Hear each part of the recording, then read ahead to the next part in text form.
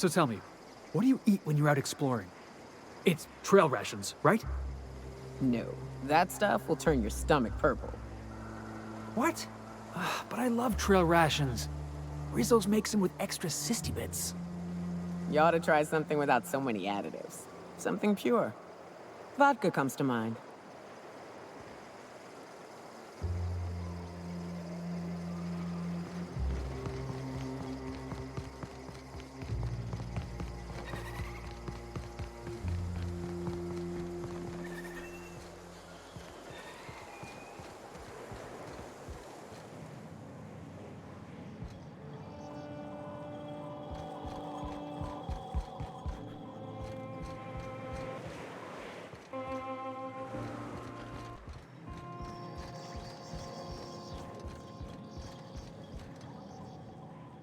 I'm drinking here. Move yourself on. Nothing on this moon for nobody. There's a lot of heartbreak. You know, a tiny part, a damn stupid part of me hoped he was still out there. What happened?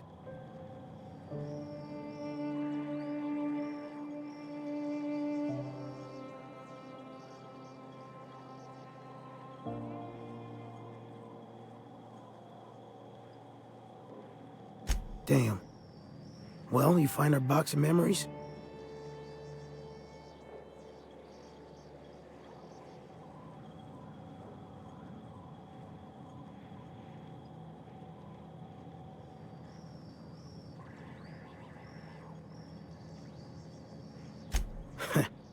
Well, ain't you clever? Fine. I was supposed to pick him up that night. Thing is, another offer came along. Bit more lucrative.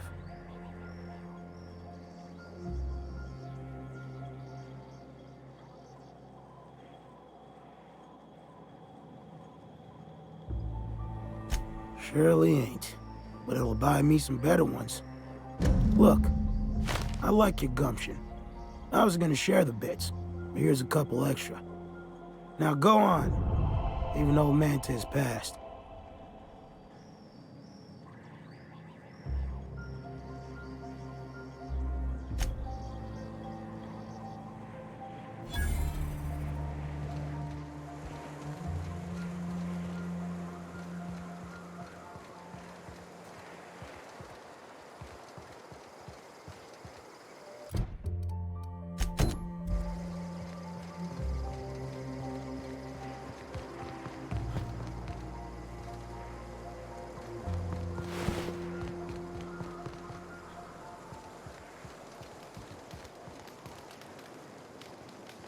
Bastard. The big Nora needs attendance.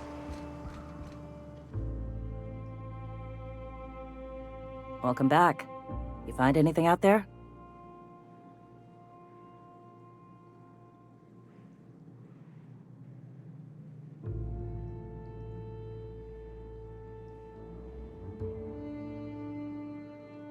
Let's see.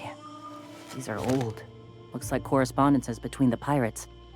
Some bits here, some there, some... Wait. This one's got the Amber Heights gate code on it, just like the one I found earlier. And here's a letter. Wait, this is from Graham. Oh, of all the... Captain, he gave them the gate codes.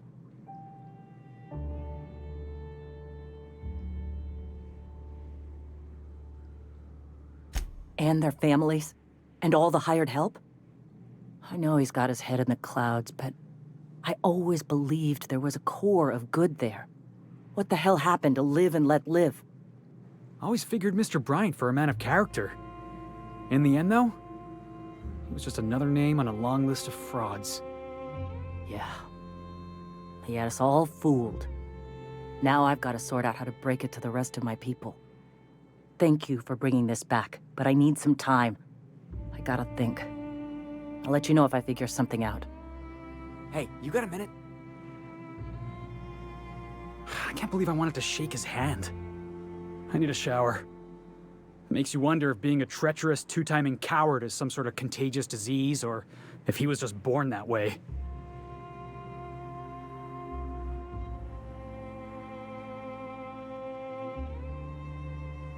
I looked up to Clyde Harlow, too.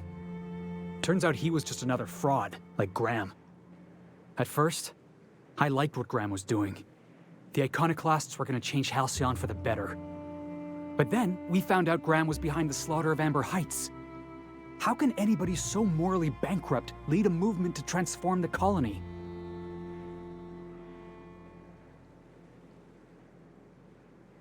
Don't have to remind me. Clyde was my hero for a time. We both know how that ended up. You'd never do something like that, would you? Slaughter a whole community of innocents?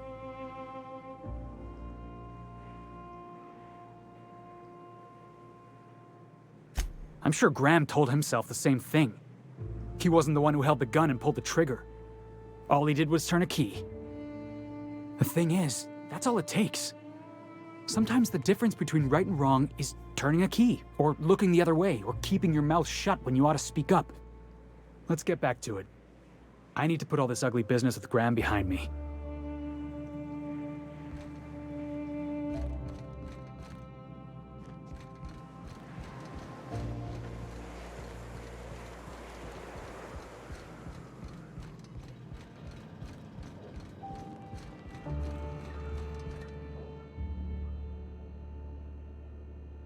Greetings, friend.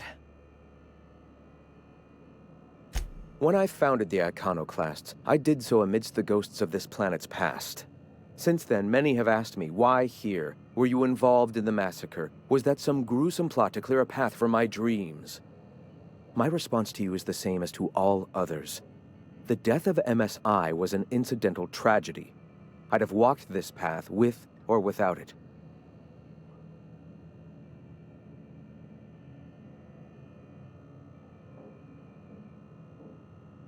I did no such thing.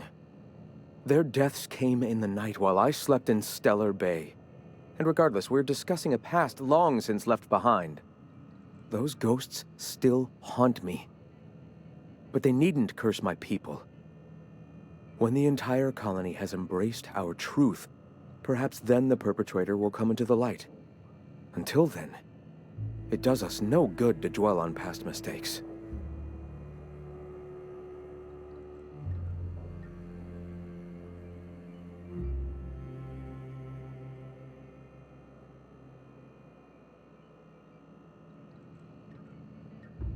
If I were the type of man to make that decision, and I assure you I am not, I'd have to be so obsessed with dismantling their regime that I'd turn to desperate measures. I have since learned that their mistakes will end them in time, and that we will persevere where they do not. But back then, suffocating under that oppressive culture, I can understand a lesser man than myself making a terrible, ghastly mistake.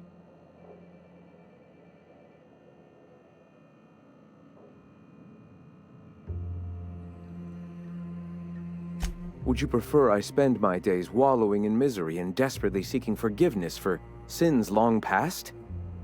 I have people to lead, a home to keep. Here, without the shackles of the Halcyon Board, we are free to grow as the universe intended. Had we fled with MSI, our spirits would have withered. You've seen that withering yourself. The colony is dying. The massacre of Amber Heights, unfortunate as it was, presented the slim possibility of saving the souls of Terra 2. Here we are, poised to do just that.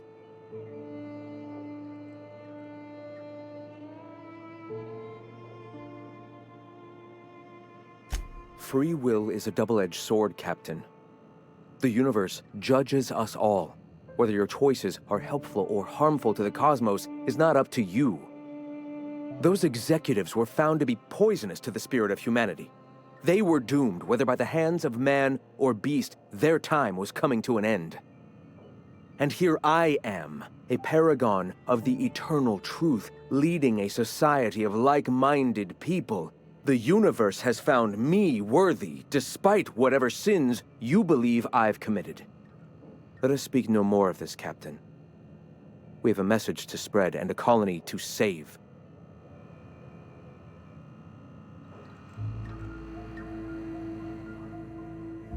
Ah, hello. You're still alive.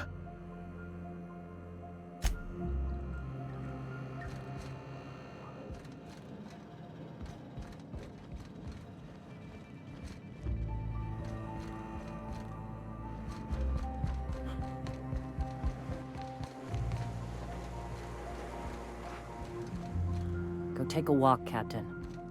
I'll find you once my head's on straight.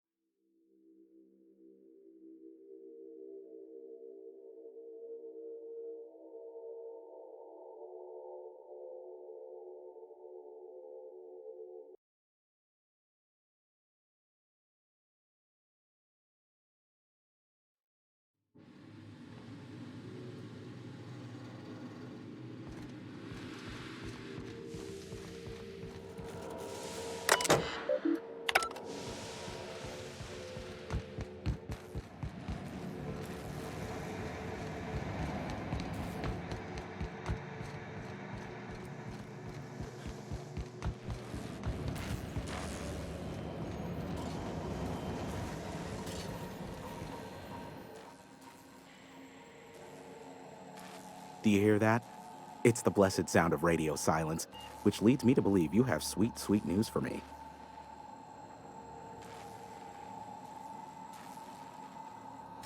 Yes, indeed. I am back in business. But before we get down to it, might I ask how you handled the problem? In the end? You don't want to know the details. Blood everywhere, bodies all over the place. Ugliest job we ever done. Is that so?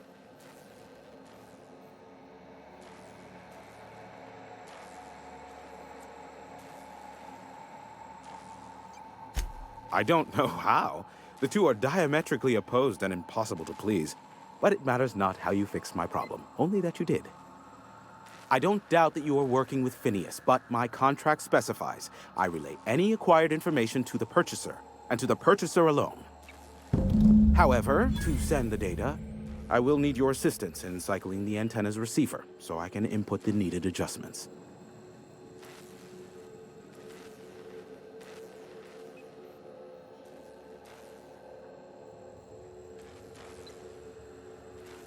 Oh, don't be ridiculous. We're resetting a broadcast tower, not filing taxes.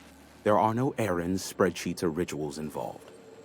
It's simple, truly. I merely need you to waltz outside and throw the lever to cycle the power. I'll key in the numerical adjustments from in here.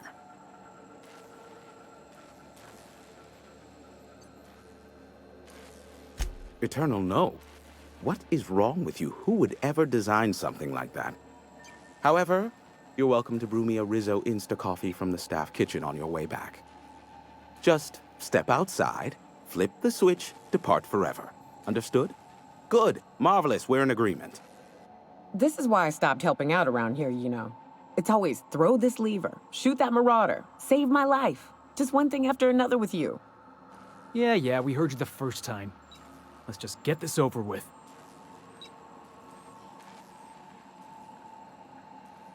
Terrific. I'll be here, waiting with bated breath. Give a shout if the panel electrocutes you. Have some information for me? I may have a secret. Ask. Give my...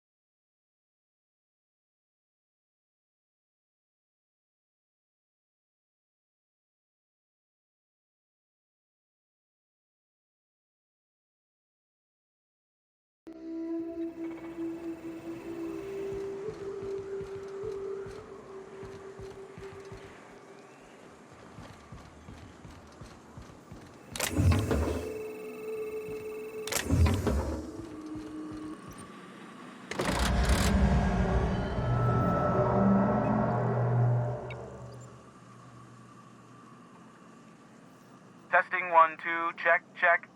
Sweet stars. But that is a beautiful sound. Can you hear me? We are a go for broadcast. Oh, and I also dispatched Phineas his data. Impatient prick. Worse, I'm now indebted to him for it. Now I'll kindly thank you to get out of my tower.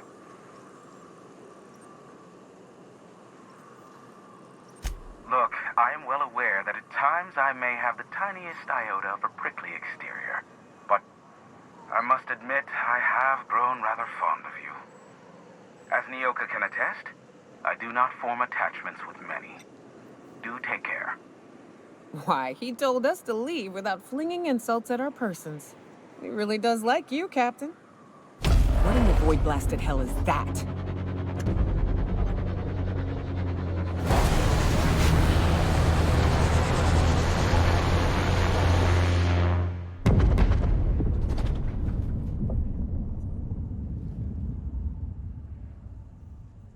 Black holes? Did you see that? Looked like a UDL ship. Based on the gunnery attachments, I'd guess it's one of the board's blockade enforcers, but don't cite me on that. Oh well, a pity for the crew, but I can't see how it affects me. Hiram? Can you hear me? Did you see that? Architect saved me from swindlers and fools. Sanjar, what are you bloody doing on my channel? Did MSI or did MSI not cease broadcasting? Yes, but... Hiram! Hiram, are you there?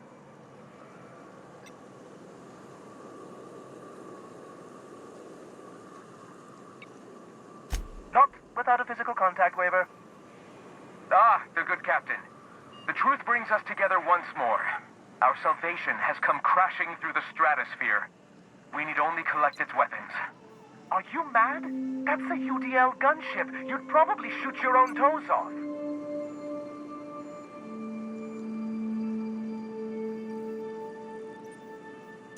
Par for the course, really. You should do like I did. Get out while you still retain a shred of sanity. We could use the gunship's armaments to defend Stellar Bay, but we need its targeting module. Our message is so close to breaking free of this planet and spreading to the stars. Help us secure that module and we will save our colony. Listen, I don't care a single whit what you do, so long as you leave me out of it. Which means, get off my void damn channel. I'm more than finished with you lot.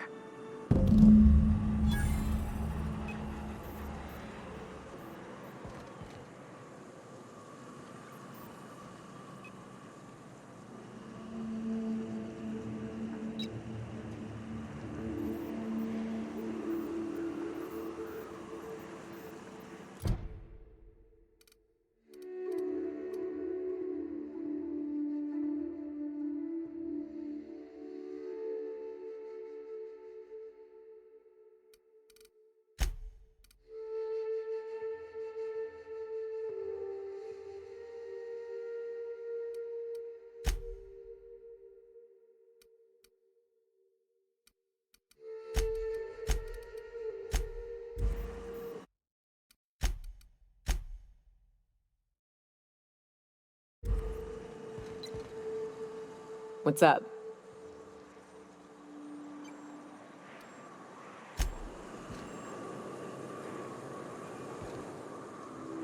Yeah, boss?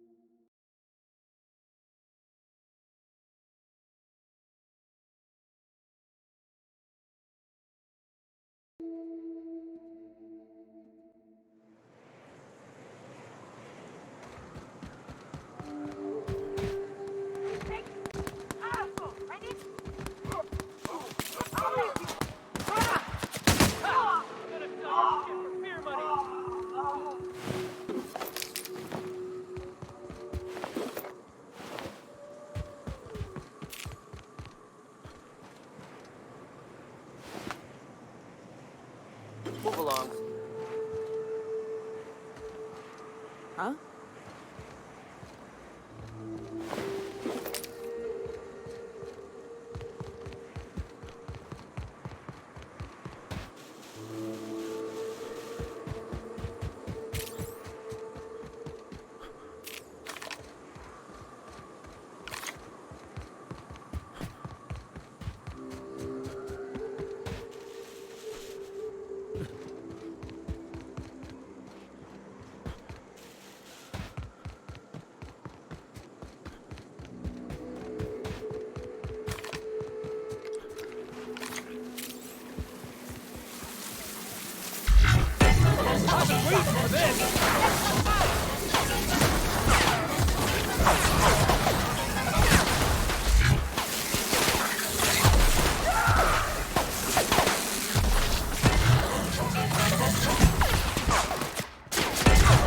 Everyone all right?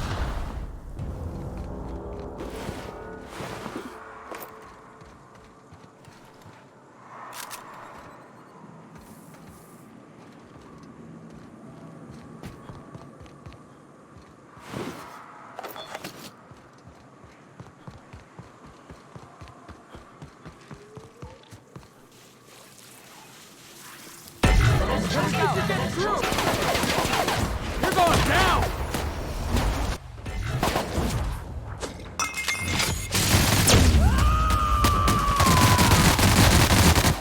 I am a sponge captain.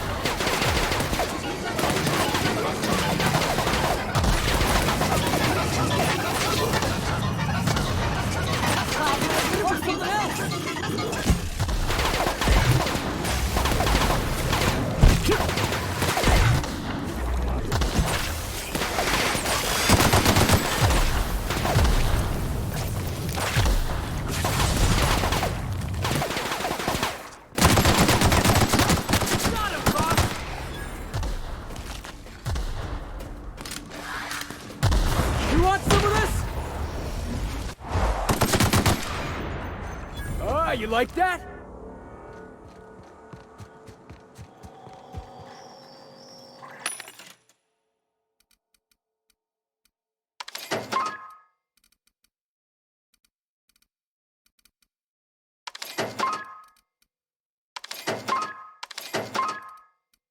It's not the best choice.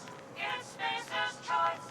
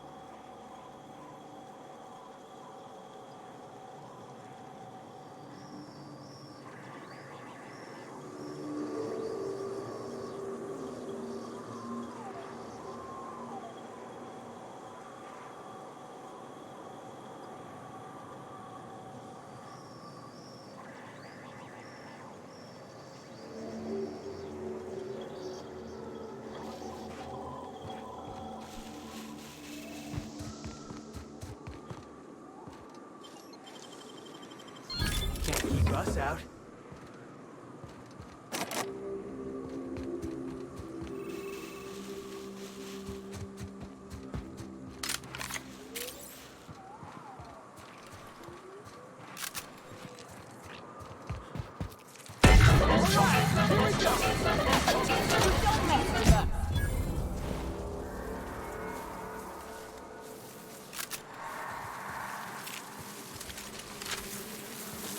That gas isn't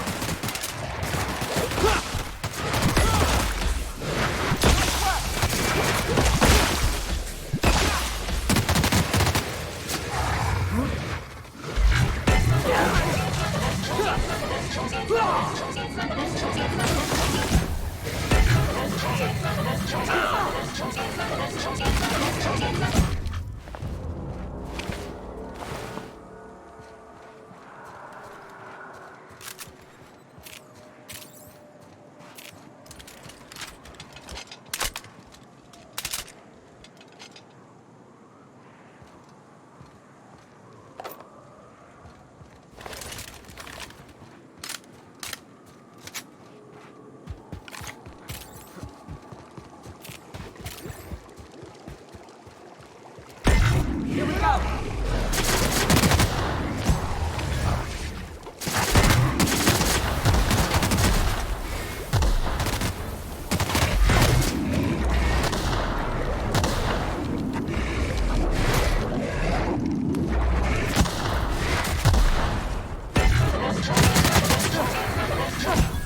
Everyone all right?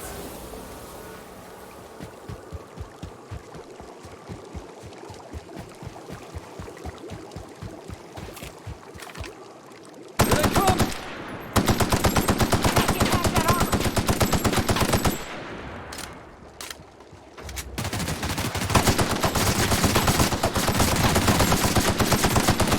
Working, boss! Don't mess with the best!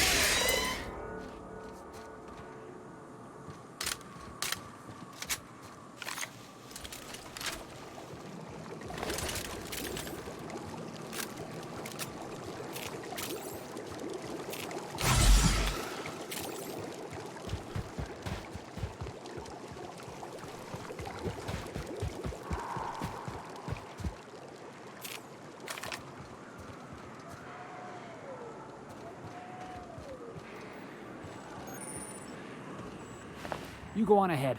I'll just wait out here. Yeah, me too. You have fun, Captain.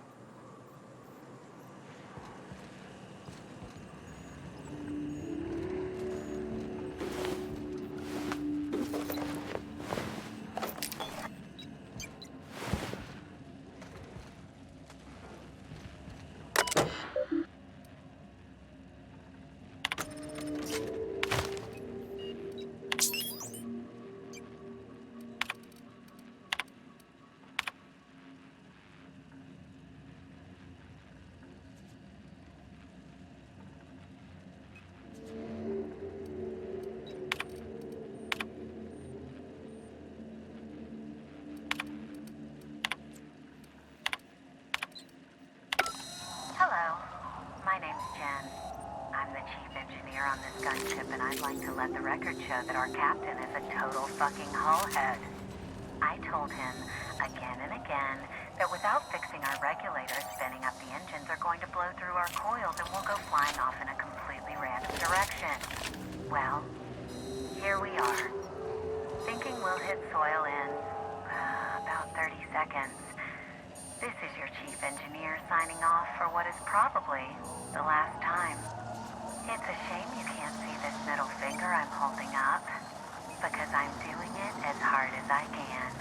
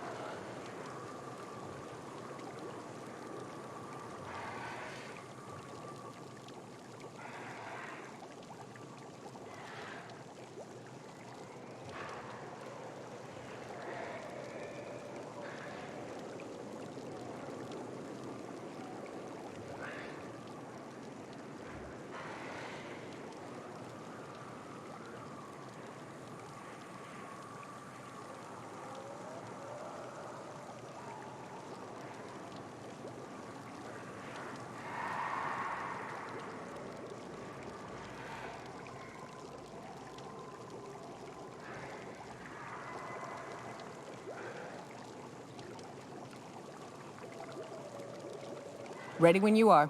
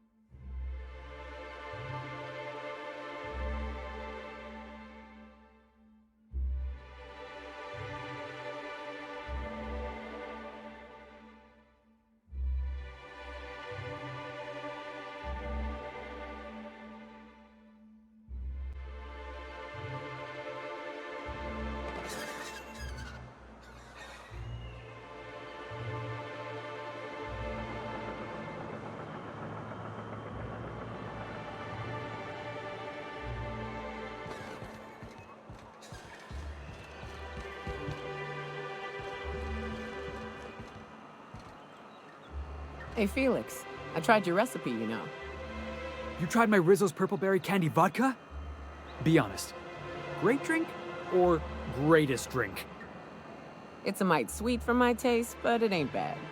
Gave me a headache, something awful the next morning. Yeah, the formula's a work in progress, but I'm close to a breakthrough. Figure I should add more sugar. The headache's on account of the sugar content. You want to get fancy? Find yourself a taro. They've got sweet blood, but it ain't so full of sugar. Tearaway blood. Got it. What makes it so sweet? You know, next time I hunt one, I'll have to ask.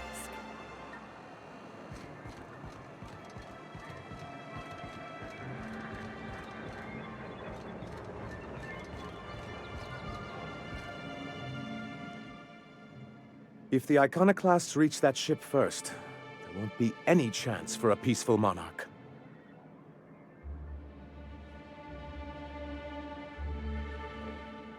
I don't suppose you've found the targeting module yet. I've sent patrols, but they're running into trouble with the Iconoclasts.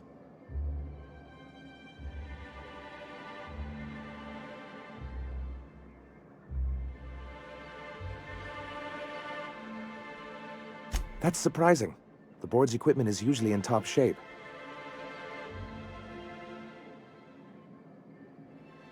You think so? I always thought scarcities on Monarch were due to our pariah stat. Well, because the module... Because once we mount them on Stellar Bay's walls, no Marauder or... Gotta hand it to you, Sanjar. That ain't a bad plan. It's absolutely full. Stellar Bay will be as secure...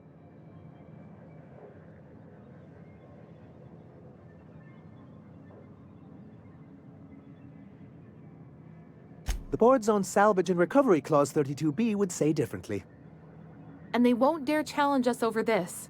Not after the data you found on their experiments here.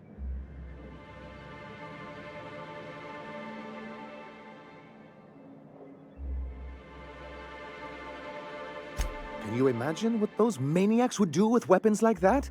They'd wreak havoc. You said that like it's a problem. The board would consider us complicit in any of their folly. That would only get us ousted again. And roll back all the progress we've made at reconciling with the rest of Halcyon.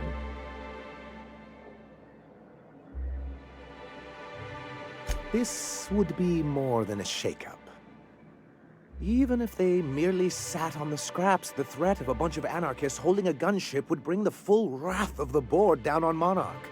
We can't afford that. I'm skeptical they'd care enough to wipe us out, but if they did, we wouldn't stand a chance. Ah, you see our quandary then.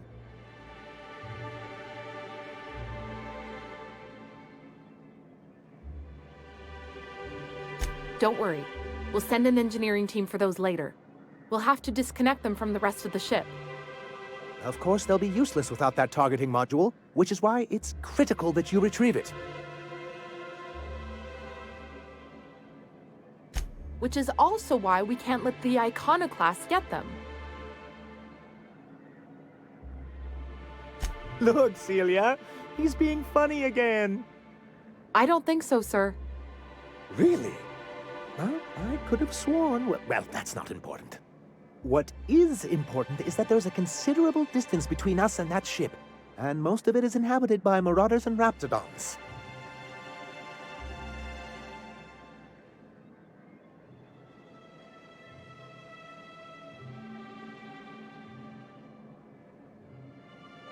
Oh, it is, and that's not saying anything about the self...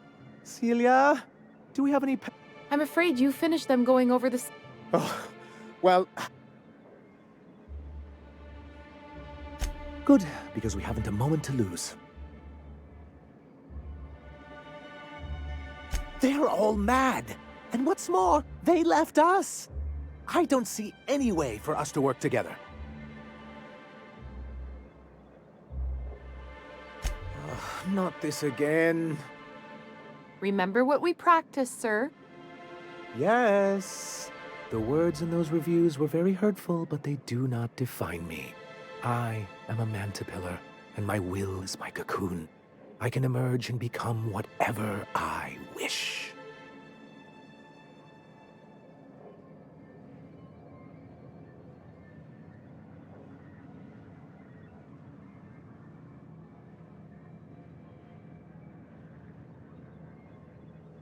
Normally, I'd find this kind of talk from you quite invigorating. But this is a difficult moment for me. Still, perhaps you have a point. Supposing you're right, who exactly would you have me work with? The iconoclasts are not the most compromising sorts.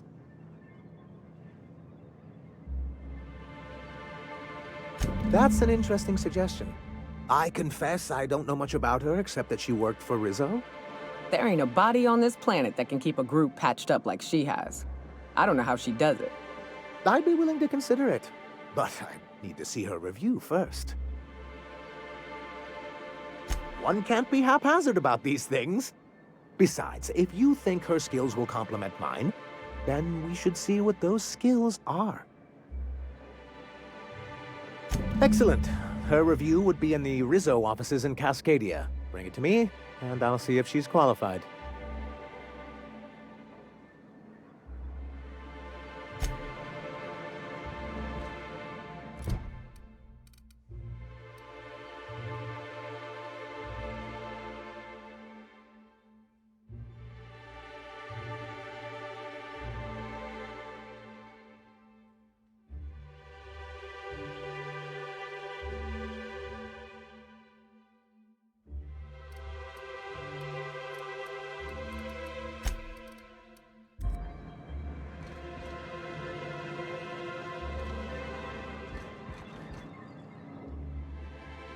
Any luck bringing the iconic? I don't like the idea that they'll be...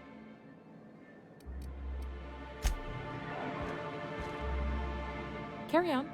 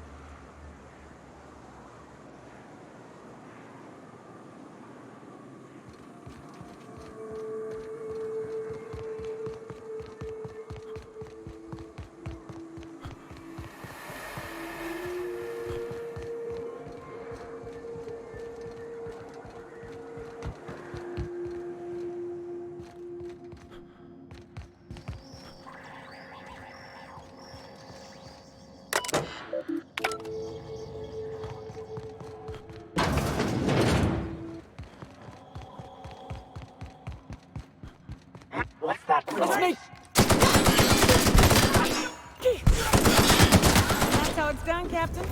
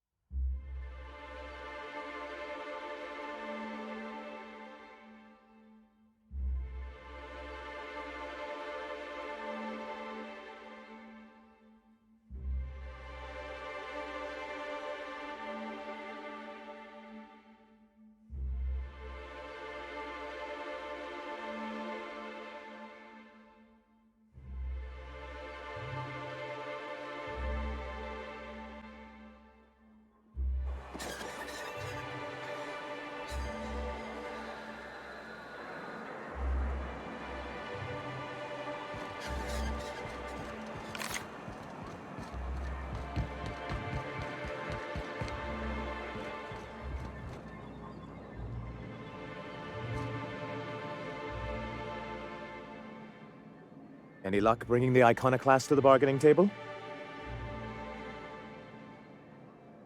I don't like the idea that they'll be trying for that module while we delay.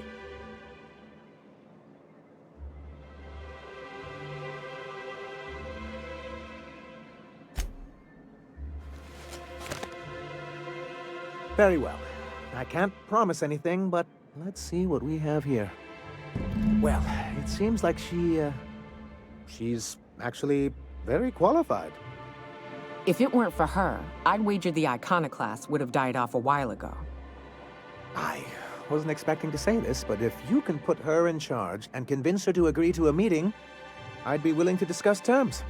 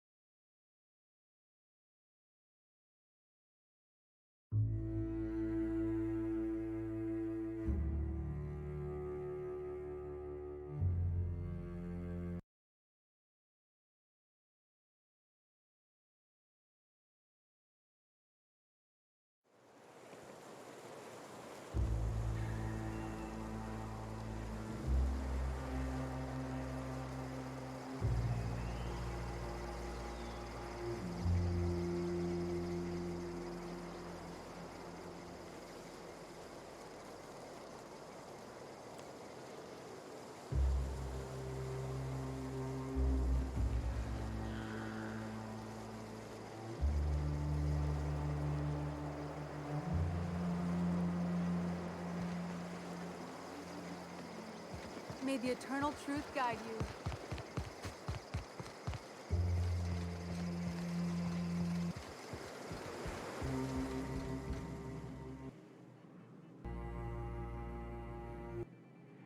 Captain, we should chat. Graham's got the right idea, but he isn't the right guy to execute it. I don't even think he's motivated by philosophism anymore. I think he's just guilt-ridden. I can't believe I'm even saying this, but I keep going over and over it in my head, and the only way I see the Iconoclast surviving is we depose him.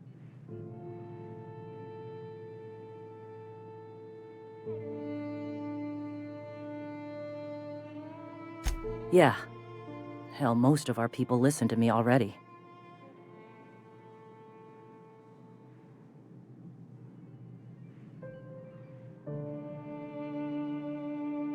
Take Stellar Bay. Lick our wounds. Eventually, figure out how the hell we're going to spread the word to the rest of the colony.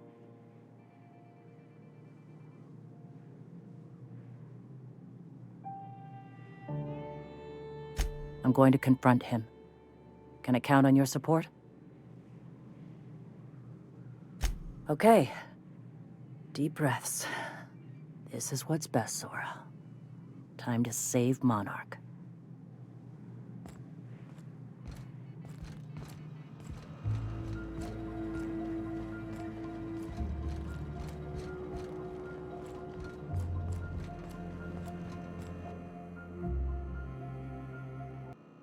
Captain, you must be back with the access codes to our new ship. Graham, we need to talk. We have work to do. This isn't the time for one of our spats.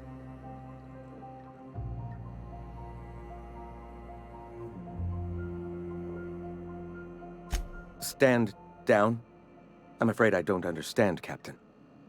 You're running the Iconoclast into the ground, and I don't believe it'll get better after we take Stellar Bay. The troops take orders from me already, and you've brought me as far as you can down the Eternal Path. It's time to step down. The troops? Listen to you. This isn't an army. They aren't soldiers. They're believers. Followers. They pick up a gun because you tell them to, not because they want to. And you, Captain, after all you've done for me, for us, you throw behind this mutinous blasphemer?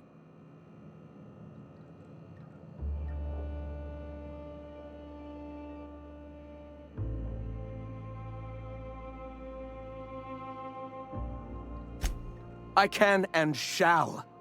All I've done for my people. And look at where that path has led me.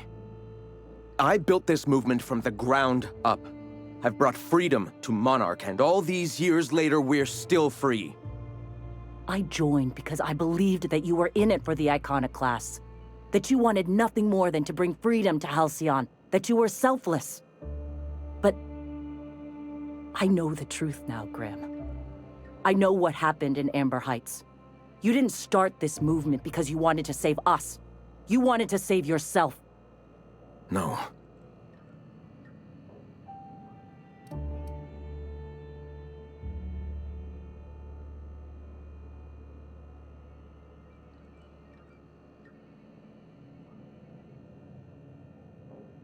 I've spent years atoning for my sins. I've studied, meditated, taught. I built the Iconoclasts so that any man could cast away his past for a fresh start. That's your answer, Graham? You needed a fresh start? After all those innocent lives? I'm sorry. I believed in you once. I did. But it's over. Stand down. I won't. What happened back then was a mistake, and the colony has moved on. This is my movement. These are my people. If you want to lead them, you'll have to kill me.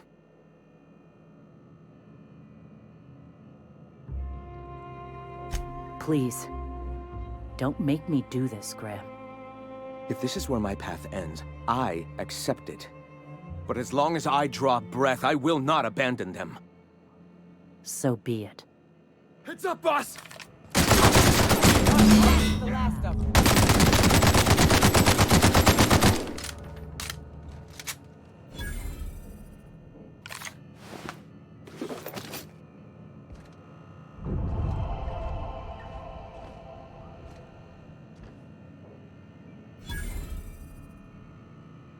Well, Captain, here we are. Killed a lot of people in the name of the Iconoclasts, and it never feels right. But this time, it's especially wrong. You've got the... Void, help me. I'll never remember what that thing is called. The device from the ship. Do you have it?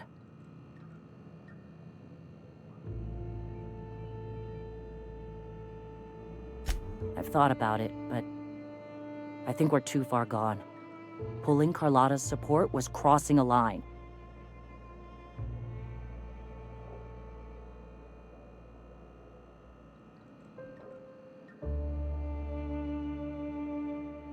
You know, Captain, I never thought about that.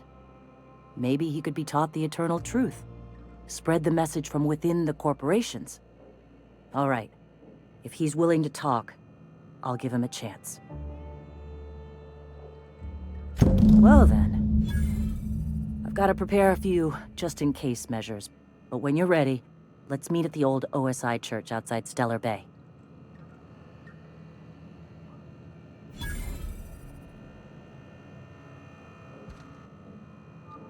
Here we go. Pride aside. This is for our people.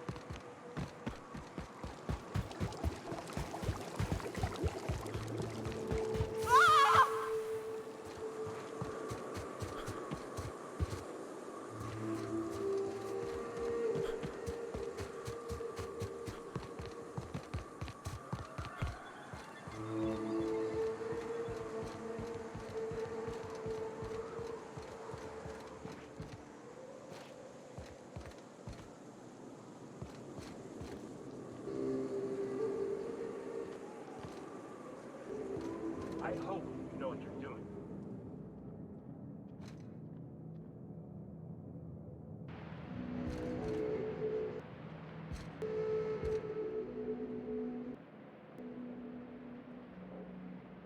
Hey, thanks for coming. I wish I'd had more time to prepare a proper analysis on the costs and benefits of your proposed union, but I suppose we'll have to improvise.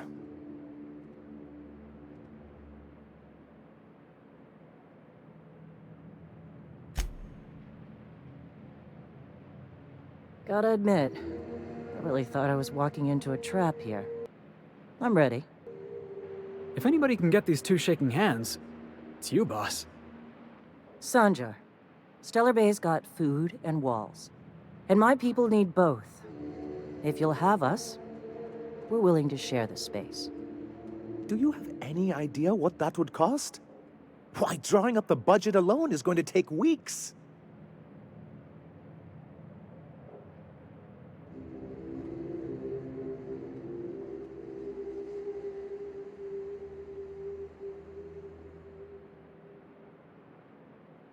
Not good enough. I need to move a fair amount of my people into the city. We need shelter, Captain.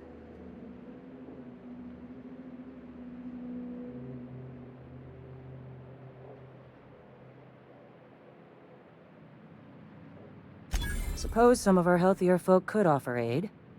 Some of us need to stay in the city proper, though. Well, I'll be damned. If you two can work together, maybe there's some hope for this place after all. Truly, a compromise? I'm not sure I'd ever have heard as much from Graham. Graham was a murderous fiend, and I'd be shocked if you didn't already know that.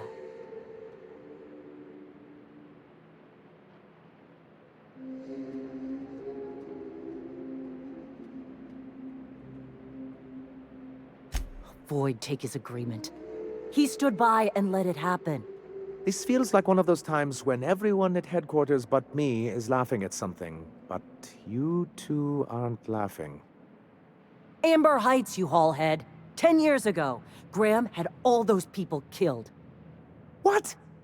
That's not possible. Even for him, that's going too far.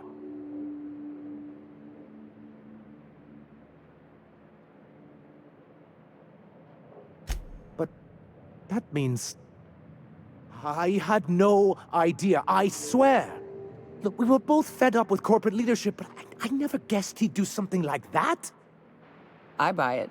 Sanjar ain't capable of hurting a sprat, even from a distance. You can't take bureaucrats at their word. You back someone into a corner like this, and they'll say anything to get out of it.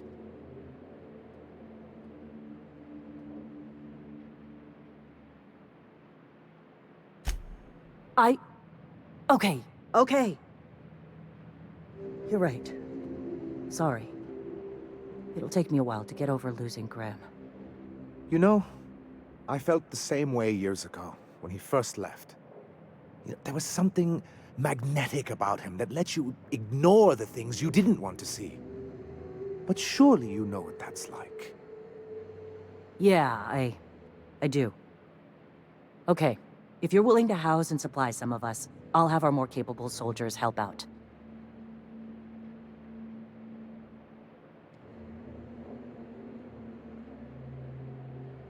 Oh, I'm sorry, but I'll need to sign a physical contact waiver first. Thanks for coming out, Sanjar.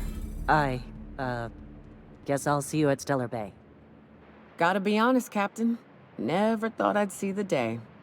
You've done a good thing for Monarch here.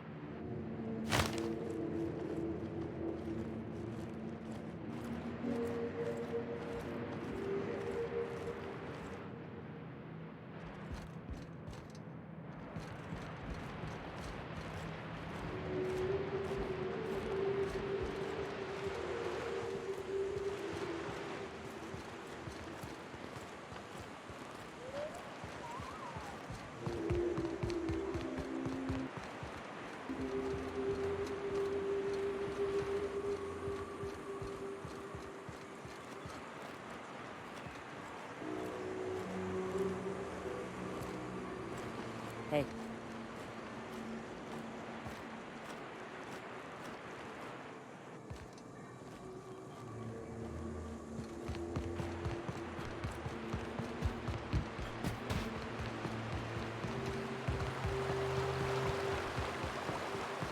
Always wanted to visit Stellar Bay. Taking the sights, the sounds, the... Wait, what's that smell?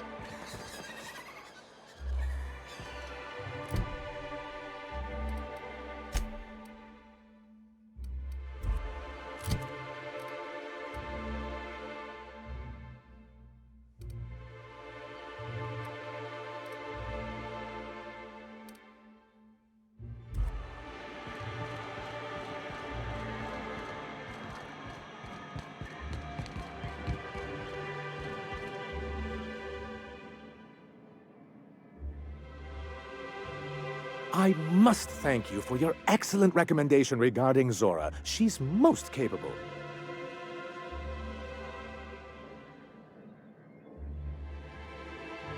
Anyway, what can I do for you?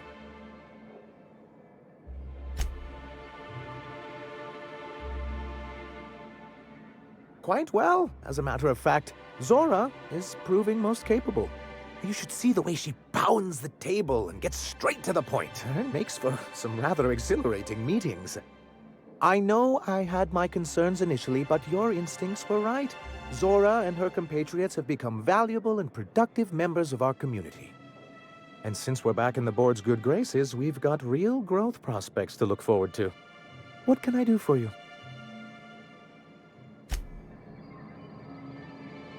Hey.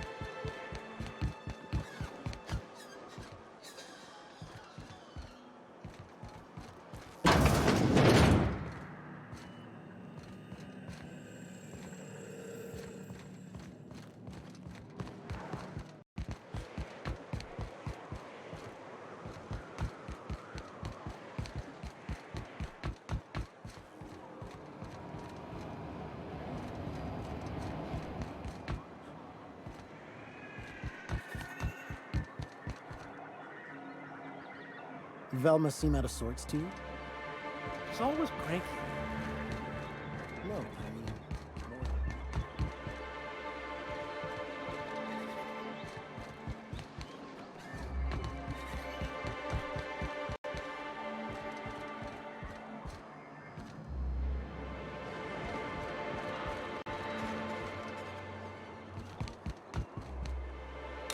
I wonder sometimes what they're doing on other colonies. Uh-huh. Think they're watching the same serials, following the same tossball games? Mm-hmm. You're not listening to a word, are you? Look, my back aches and everything smells like fish. I just want to enjoy my beer.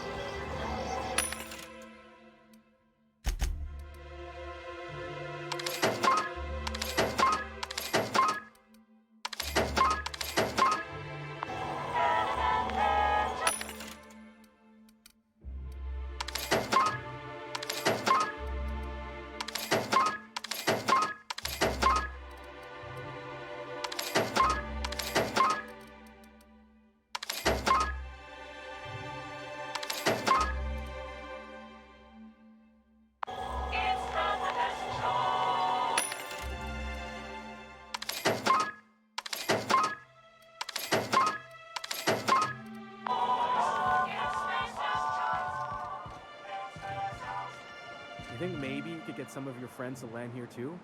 Gets real quiet.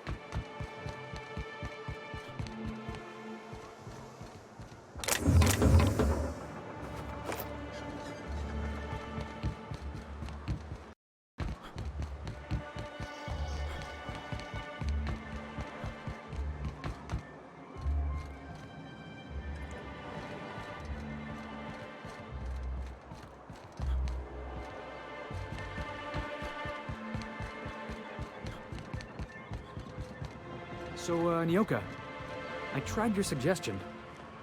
What? About my special purple berry vodka.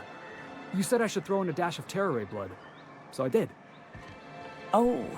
Oh, hell. You didn't get the runs, did you? Well, I mean, no. Not for long, anyway. Why do you ask? You gotta boil the blood, Felix, before mixing it all up. I really wish you would have told me that earlier.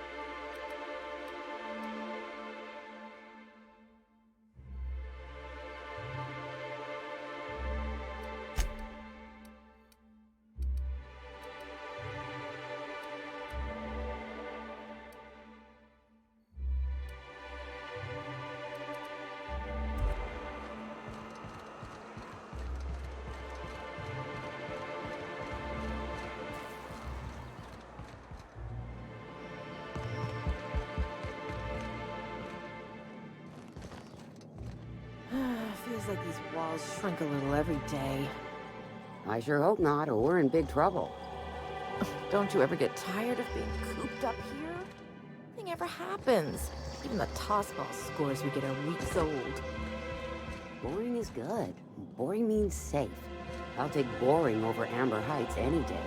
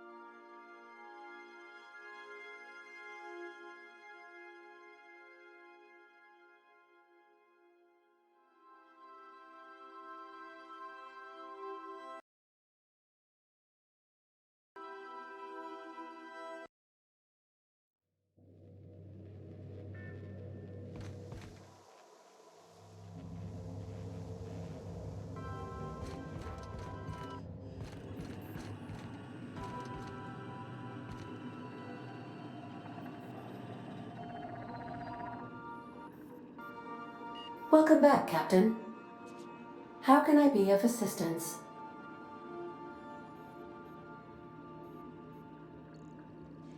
Certainly, Captain. What would you like to hear? A star walks into a black hole but doesn't seem phased. The black hole then turns to the star and says, "I don't think you understand the gravity of this situation." As you wish, Captain. I must comply with all direct orders. I request you do not wake me if I am sleeping upon your return.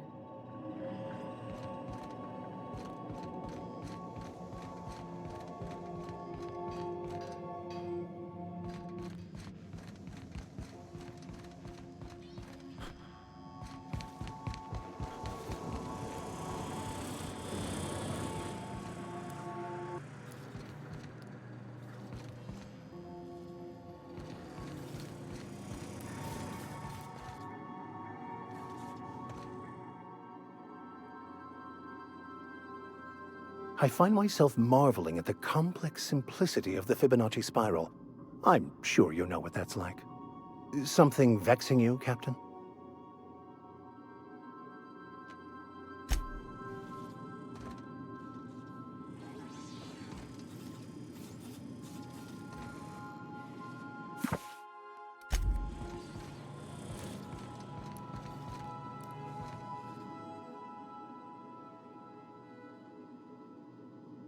Things on Monarch have really cooled off.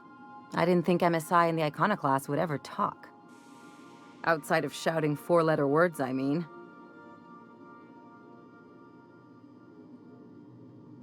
Sure, and fish sticks are really made from Saltuna. Look, I won't knock the work you did. I'm sure they'll have a good cry, look through old photographs, share a pint of premium double chocolate cacao gelato. But sooner or later, things will go back to the way they were. People don't change. Not really.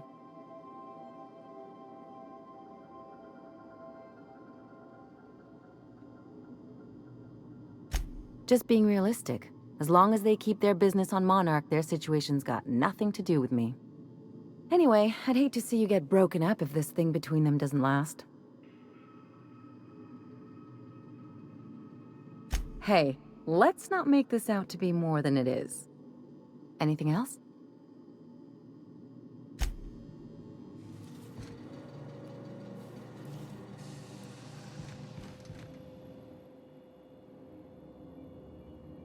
Good to see you, boss.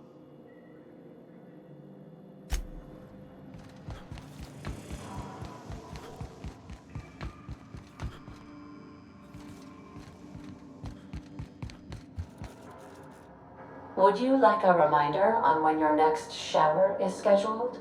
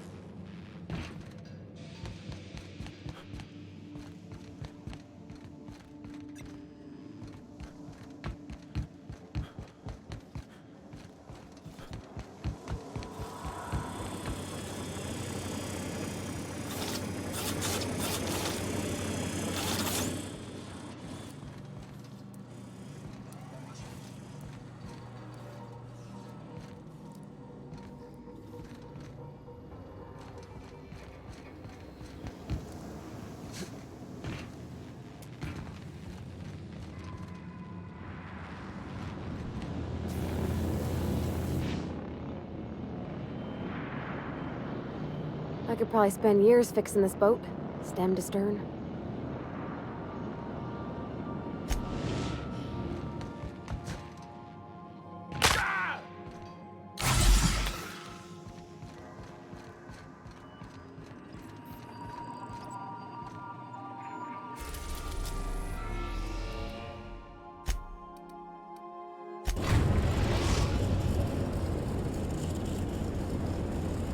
We've arrived at Phineas's orbital lab.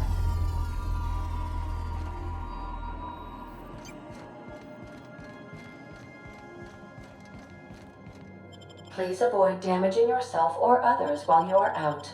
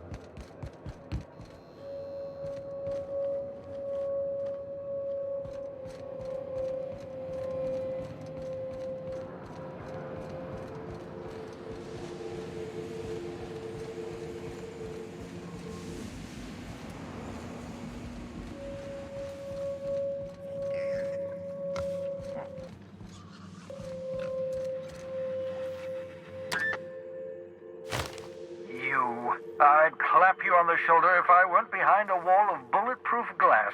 I don't know how you did it, but Hiram Blythe just sent me everything I needed. According to Hiram's message, Minister Clark has ordered a suspicious amount of dimethyl sulfoxide. It's almost as if he's hoarding the colony's remaining supply.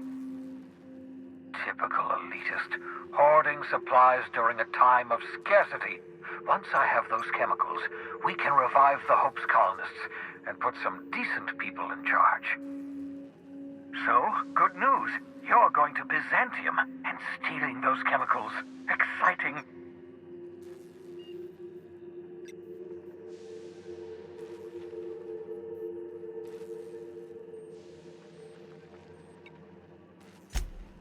If I had time and several blackboards, I could explain the details to you, but to put it briefly, dimethyl sulfoxide is the reason you're alive today. The chemical is absolutely essential to reviving the Hope's colonists. I need you to steal as much as you possibly can. The more, the better. If you don't bring me enough chemicals, I might not be able to save the Hope's colonists, and then nothing will stop the board from destroying this colony.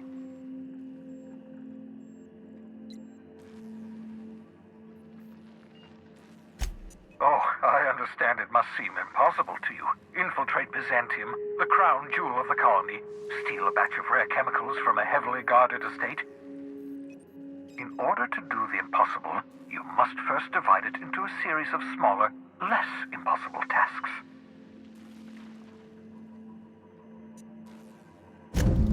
Ah, yes, the details. I'm not about to ask you to rampage through Byzantium trading bullets with the board's agents. We'll have to resort to subterfuge. Carmen Imagawa. She's my contact in Byzantium. Meet her at the docks. She'll have all the necessary intelligence you require. I'm giving you my old nav key to Byzantium. You'll need it to land in the Golden City.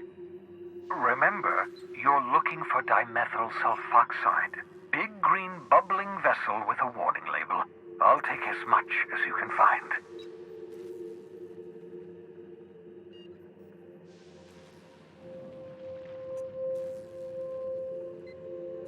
Something about being discontinued due to severe adverse reactions. It's fine.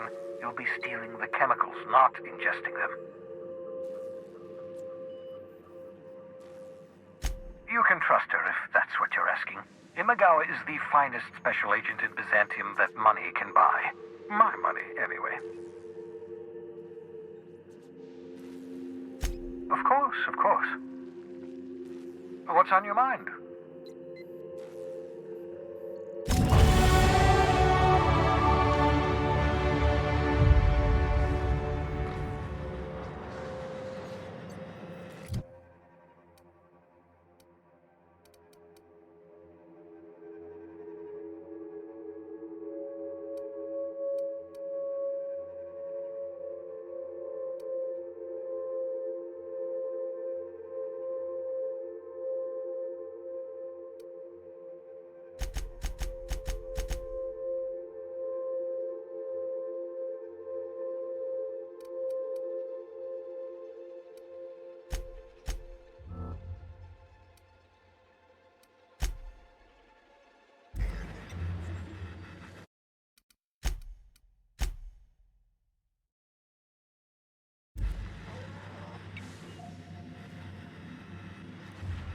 You've done fine work for Sublight. By the transitive property of reputation, I am now in Sublight's good books. Well done. What's on your mind? I hope you're not thinking of ingratiating yourself with the board. Chairman Rockwell and his cronies are not your friends. They might tempt you with promises of wealth, but don't be fooled. They're just using you for their own ends. What's on your mind? I've heard those iconoclasts have a rather smashing opinion of you. Get it? Smashing? Iconoclasts? Oh, never mind. What's on your mind?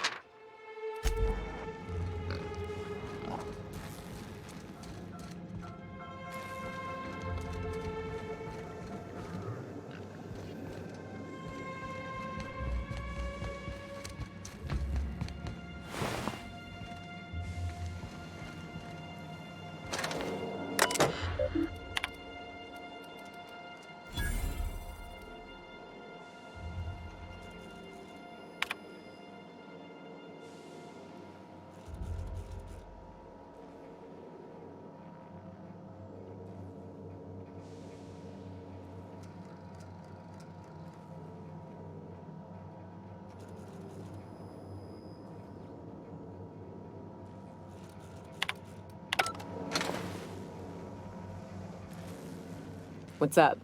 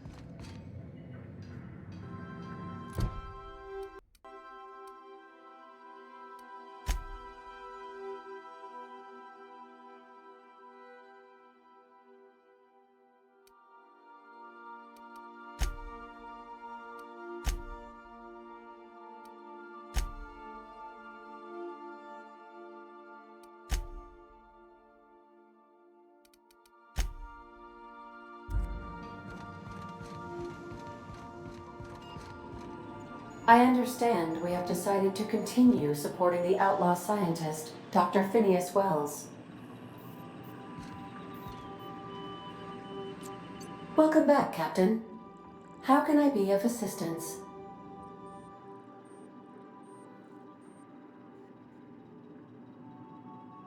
What part of the colony would you like to discuss?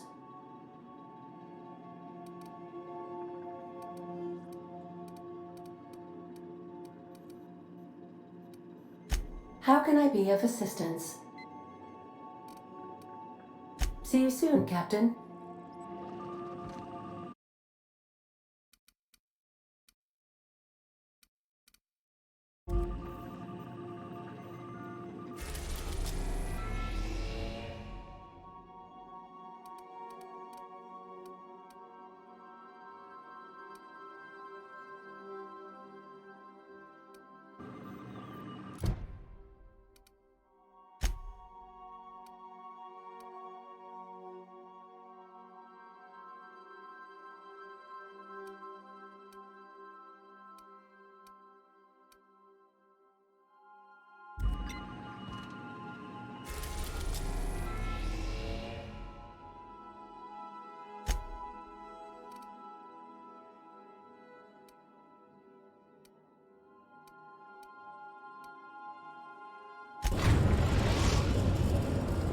Captain, I'm receiving an urgent docking request from another vessel.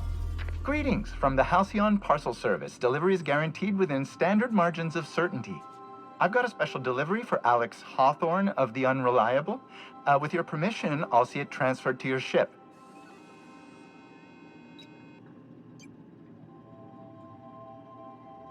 It's a parcel, sir.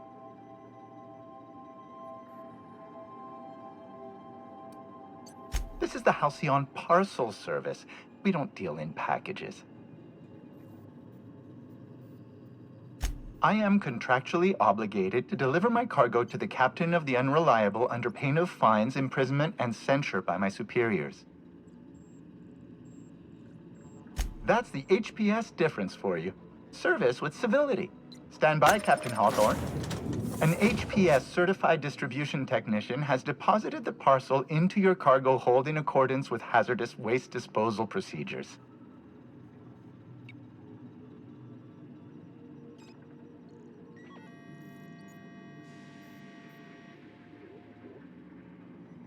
They dispense 3 complimentary spritzes of Anti-Cleo's Citrus Squirt Air Freshener. That's the HPS touch for you, Captain Hawthorne. On behalf of HPS, I'd like to remind you that HPS is not responsible for any damage, defacement, or unseemliness to your parcel. Thank you for your patience, and please remember HPS for all of your future parcel-related needs.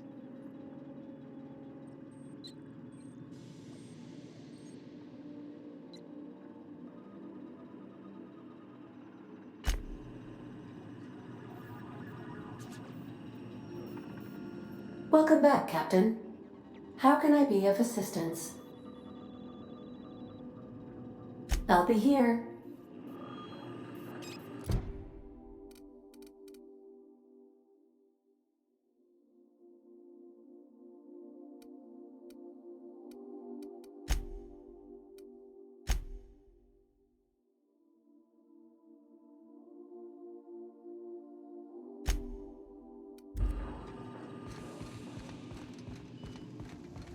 I've done plenty of smuggling runs, but this thing with the chemicals is bold.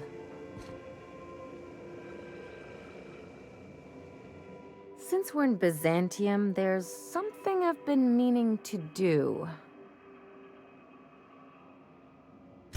I haven't actually talked to my folks in a while. Shocking, right? Anyway, it's probably about time I paid them a visit. Given the dangerous life I lead, they've got to be worried sick.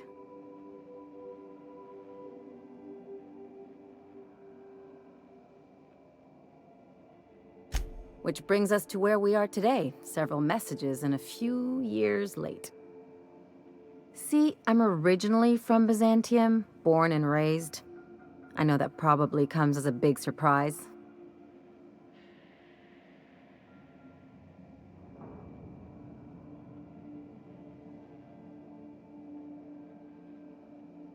This is why I have to see them. They'll hardly recognize me.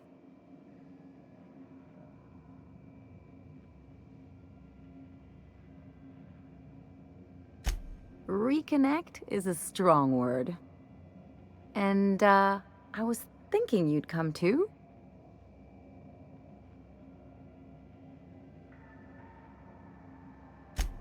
Because it would be fun?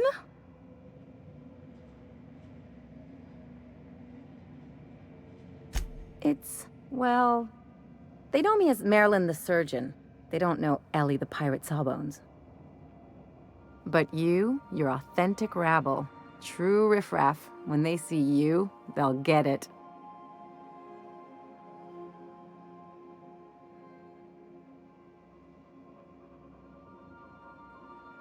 Come on, I didn't leave home and become a pirate because I enjoy making responsible decisions.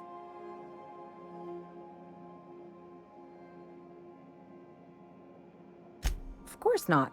I mean, not unless you want to bring a feral canid or a mantis on a leash. That'd make a real impression. Great. And when we get there, draw out your rough edges a bit.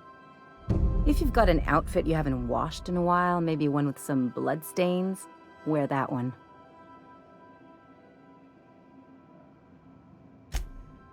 Oh, and help yourself to the good snacks and put your feet on the coffee table. Mother hates that.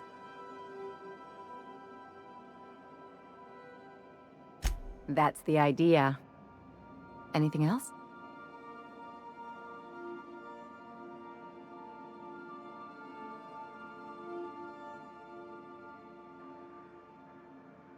It's like one of those stuffy art gallery pieces. Looks okay from far off, but once you get close, you realize it's just some mismatched shit everyone's agreed to overpay for. Even the bribes are overpriced.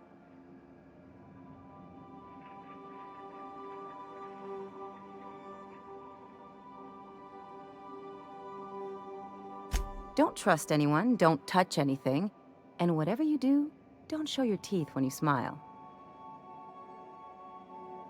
What, like primals? Nah. People are extremely competitive about cosmetic dentistry. It can get ugly. Interesting like a colonoscopy. I trained as a surgeon. More my folks' idea than mine, but I made the best of it.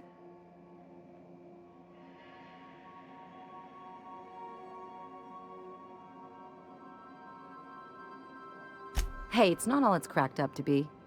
Didn't help that most of my actual work was tightening calves and firming up chins. Turns out Byzantines are more concerned with having square shoulders and a good profile than, well, anything else. The real question is, why didn't I leave sooner? There's all these invisible rules, and everyone spends all their energy just trying not to break them.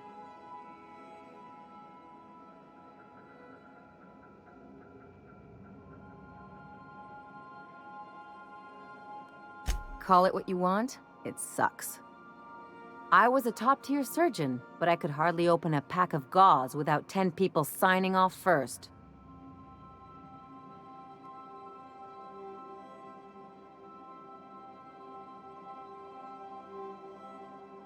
That's no way to live. People call Byzantium the jewel of Halcyon, but really, it's just paste. Everything's polished and bureaucracy. Take a close look and you'll see it's deader than anywhere else in the colony. That's what I've been saying.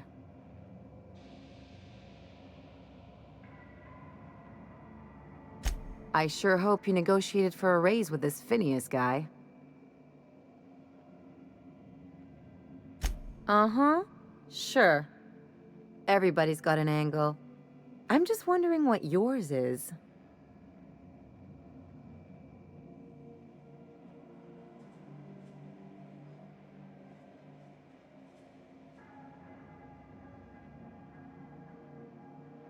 That's one way of looking at it. Another is that he pulled you out of hibernation without your say-so and got you to do his dirty work. Besides, none of this is your mess, so why go dirtying your hands with it?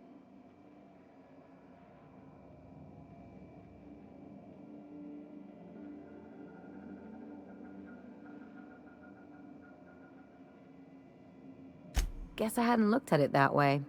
Still, Phineas isn't your only option. The board's put a bounty on his head, and they've got more than enough bits to pay it. I've got no love for the corporations, but they know how to take care of their people. The ones at the top, anyway.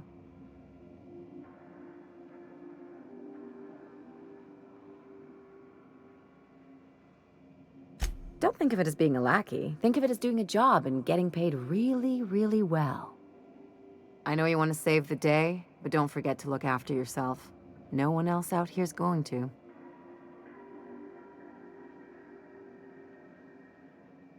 Hey, don't get any ideas. I'm just making sure you last long enough to pay me at the end of this. Anything else?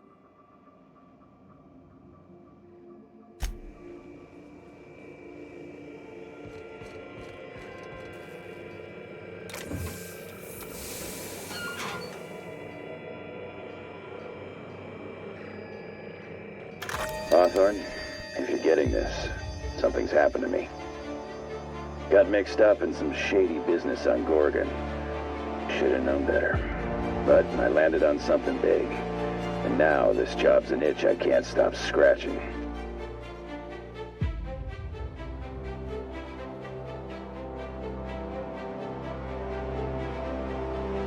There's a whole research compound left of the Sprats. I think I'm close to figuring out why. But something dangerous is closer to me. Got the job through one Minnie Ambrose. Top runger who just came into some money, was offering a hefty bid card for qualified help. Trust me, her money's good. Talk to Minnie. Take the job. If I ain't gonna live to see the payday, might as well be you. Consider us even, old pal. Well, that fellow certainly seemed trustworthy. I've gotten jobs from some unusual sources, but this is a first. Congratulations, Captain. I don't mean to sound prim, Captain, but there's gotta be a better way to ask someone to do you a favor. I just want to say, we gotta take this job. This is the closest I ever been to starring in a serial drama. Only thing we're missing is a couple cameras and a soundtrack. At least this won't be boring.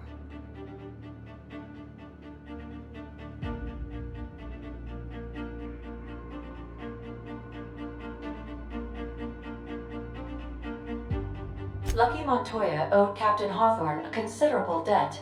I believe this is what humans refer to as payback. Captain, the message contains landing coordinates for a small asteroid in the Charybdis cluster. It was recently registered to a Wilhelmina Ambrose.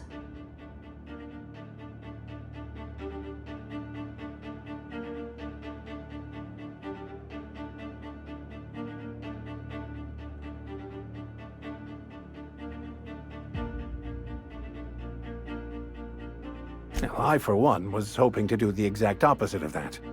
What? Do you want to shake its hand? Yeah, can we talk about the arm? I want to take bets on how the guy lost it.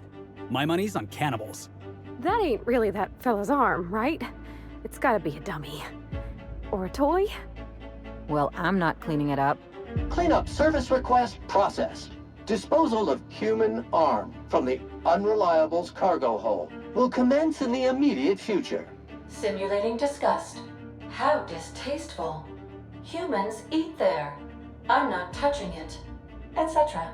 Lucky Montoya had a statistically significant tendency to encounter situations of extreme danger. Oh, really? I thought he lost his arm gambling. He was also the 4th best paid freelancer in the system.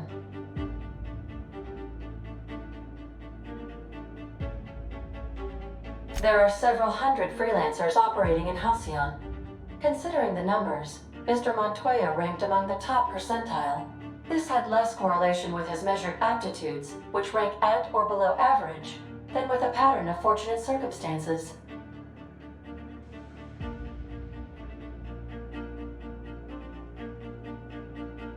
Luck does not exist, Captain. Nevertheless, I am programmed to agree with your assessment. I have transferred the coordinates for Ambrose Manor to your navigation terminal. We can travel there when you are ready.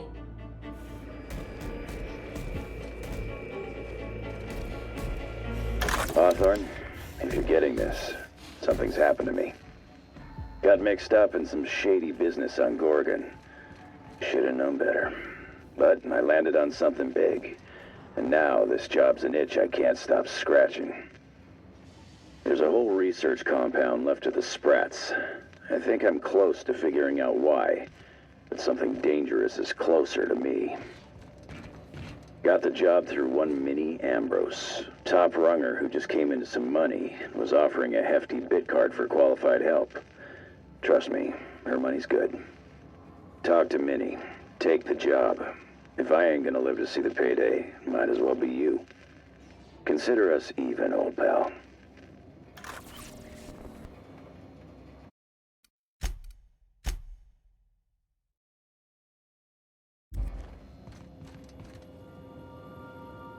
Good to see you, boss.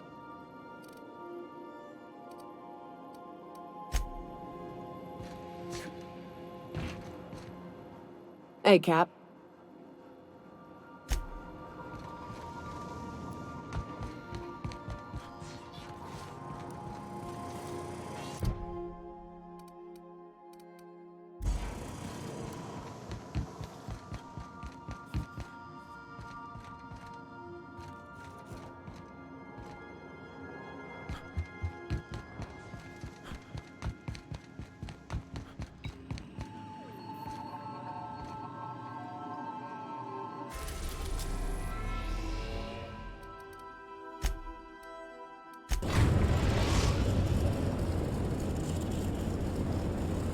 We arrived at Ambrose Manor.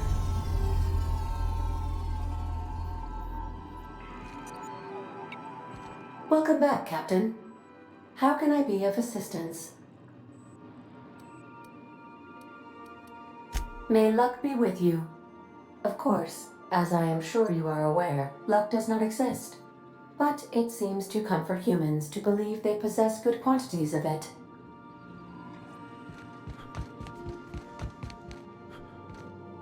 I think I'll initiate an unscheduled rest cycle while you're out.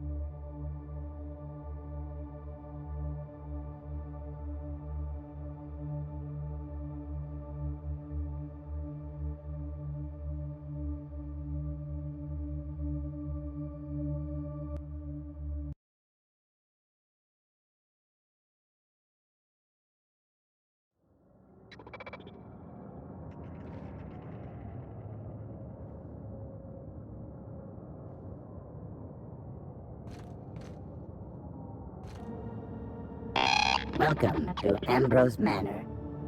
We were not expecting company. Please follow. Do not stray from the path. Aw, that's no fun.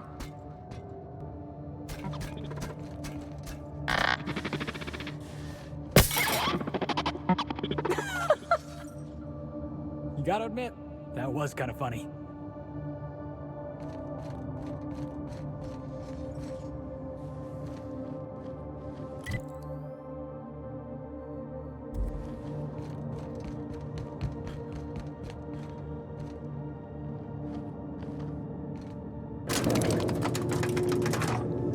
Running diagnostic. Error. Diagnosing diagnostic.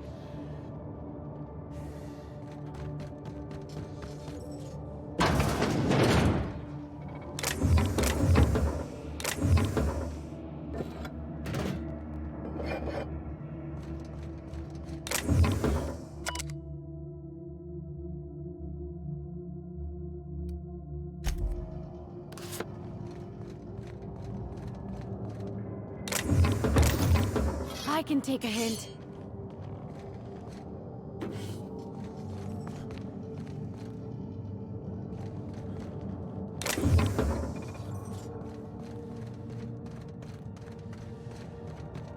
This unit expresses dismay.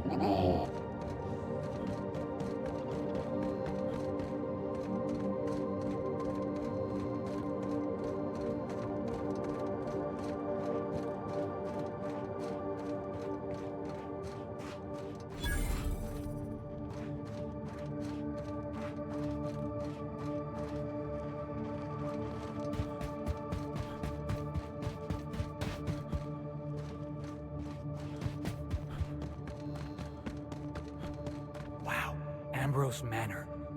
Hey, you think it's haunted? I bet it's haunted. At the very least, there ought to be something worth stealing in there.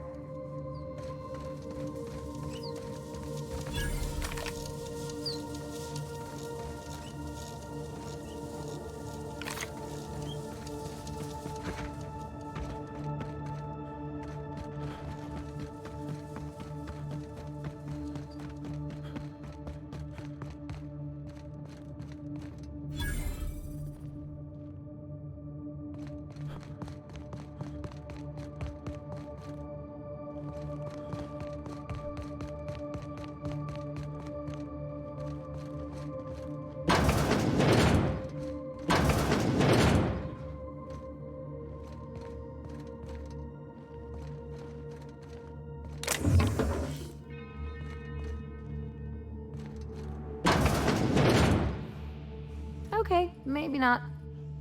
This place looks kind of sad. Like it's been waiting for someone to make a home out of it.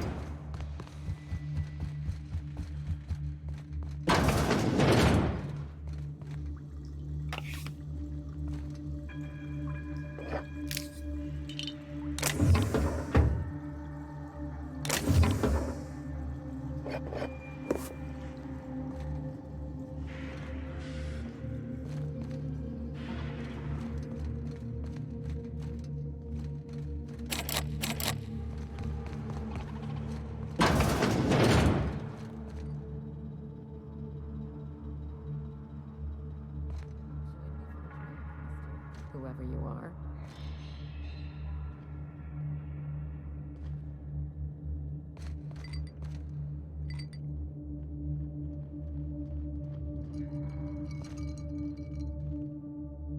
So who the devil are you?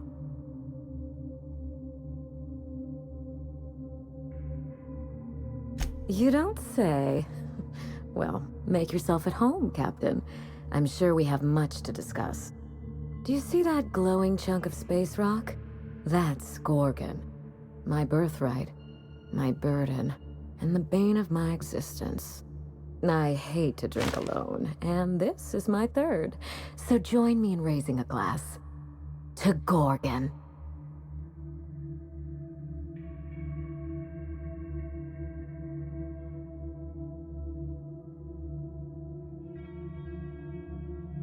That's right. And I take it you're the type who skips formalities, so let's get down to business. Nice to meet you too. Wow. Now, what brings you to my house, handsome? I take it you didn't come all this way for the beverages, the starry skies, or the pleasant company. A severed arm. How positively ghoulish. You know this is a private residence, not a curio shop?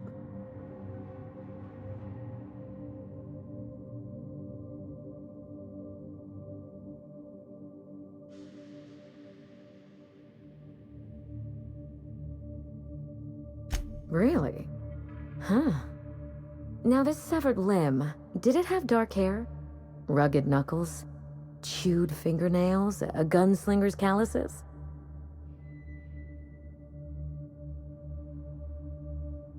Aha! Mystery solved. I can only think of one man daring enough to jettison his extremities on my behalf. Lucky Montoya is my personal freelancer. Fascinating man. Very brooding and theatrical. Always staring into space and twirling a bullet over his knuckles. He's definitely not doing that anymore. I could do that. The staring into space part, I mean. I'm still working on the bullet twirling thing. But if something happened to him... Oh dear. I suppose that makes him my former freelancer now?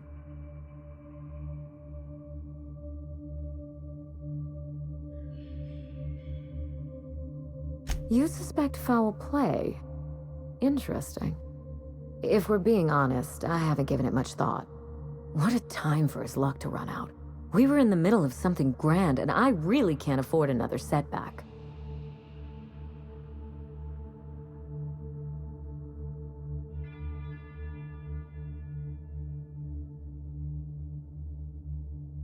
That's called a defense mechanism. I don't get attached to others if I can avoid it. Try it sometime.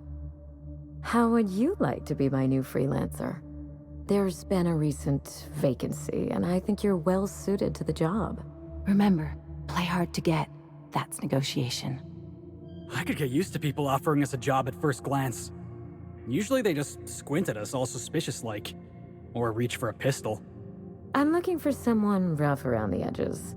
A gorgeous, dashing scoundrel type. Incidentally, someone good with their hands.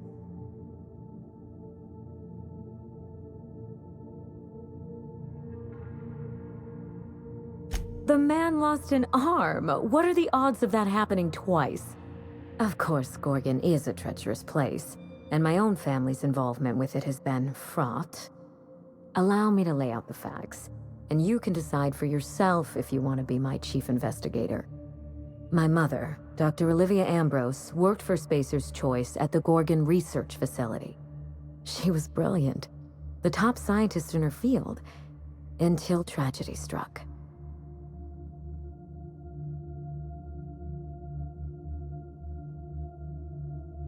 I wish I could say otherwise. One day, Spacer's Choice shut down all research and evacuated Gorgon. Everyone had to scramble or risk getting left behind. It was chaos. Employees fled for their lives. Mother never made it home. I'm told she wasn't the only casualty that fateful day. Mother's name has since been dragged through the mud. Spacer's Choice blames her for the collapse of Project Gorgon, and I just know they're lying.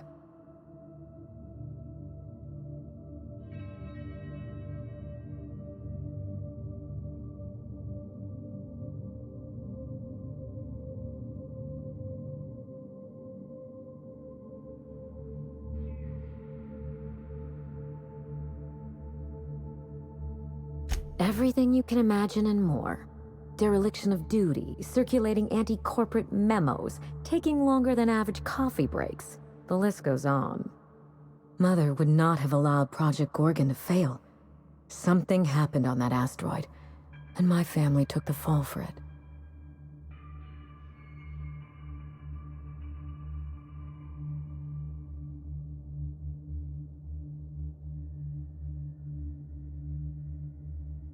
I admired Mother, but we weren't close. She disapproved of everything about me, really. I couldn't measure up to her example. She didn't make time for us. I remember thinking that she never wanted a child, and never forgave me for being one, naive and irresponsible as I was.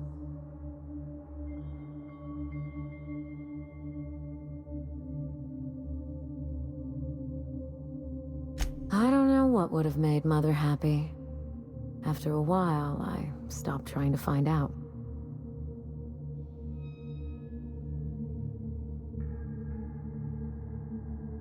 We weren't terribly close to begin with, I'm afraid. But that accursed asteroid certainly didn't improve our relations. Mother and Gorgon were made for each other. I had the misfortune to be stuck in the middle.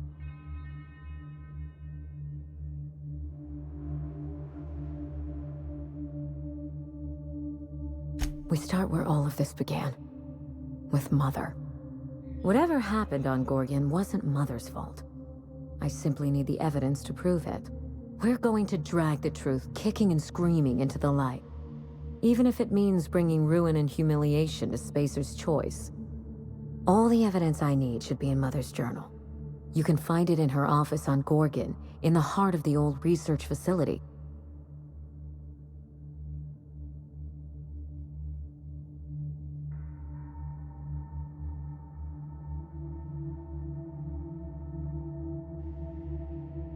I admire your enthusiasm. This manor has echoed with my ennui, and I can feel you breathing new life into the walls. When you reach Gorgon, pack a weapon you trust. The corporate lockdown hasn't stopped the wilderness from squirming in through the cracks.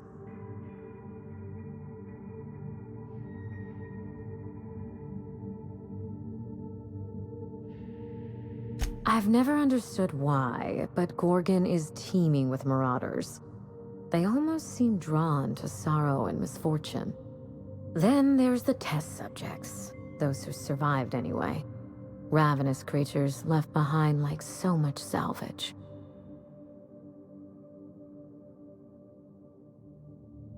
Perhaps we should cut the Q&A short in that case. I don't want you having second thoughts. There's a little saloon near Gorgon's landing pad, the Sprat Shack. Lucky was renting a room, so if you want to follow his trail, that would be the place to start. The Sprat Shack? Hope they don't serve real sprats. There's a Spratwurst place on the Groundbreaker. Tried it once, and I was sick for a week. I think I've heard of that place. Cheap whiskey, rough crowd. You'll love it. Just so we understand each other, money is no object. I'm willing to squander the family fortune if you get me what I want. Between your payment and any salvage you happen across, you'll walk away from this rich enough to buy a mansion of your own. How does that sound?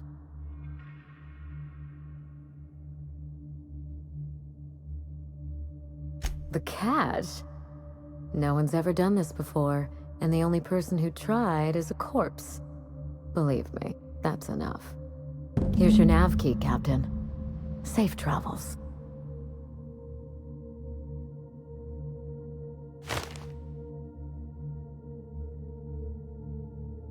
Spacer's Choice should be the one apologizing, but thank you.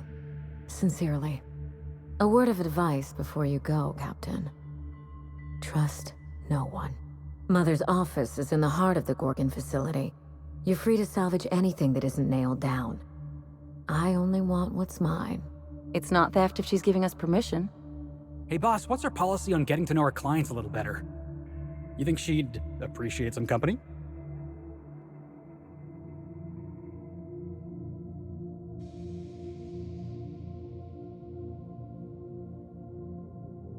All right, I can do this. Here goes. Miss Ambrose? Must get awful lonesome up here all by yourself. What do you do for fun? Because if you're interested, I've got the full set of Terror on Monarch. The last thing I need in my life is more corporate propaganda masquerading as entertainment.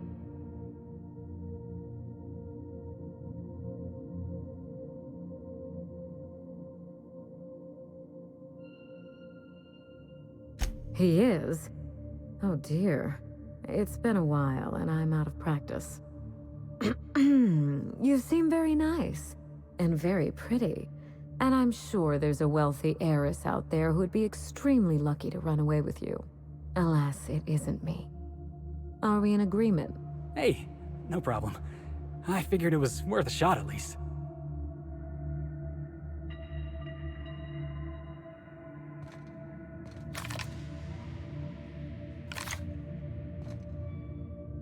Yeah, boss? There's something kind of sad about Ambrose Manor.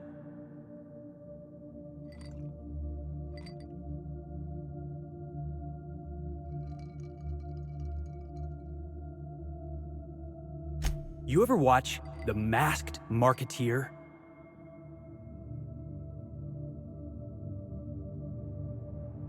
Episode 5 of The Masked Marketeer.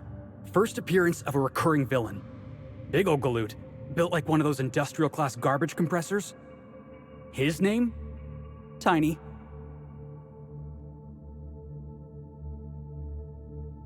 Every adventure serial's gotta have a supporting character with an ironical name. It's a rule of the Genry. Masked Marketeer had a massive bruiser named Tiny, and we got ourselves a real unfortunate hullhead named Lucky. Coincidence? I think not.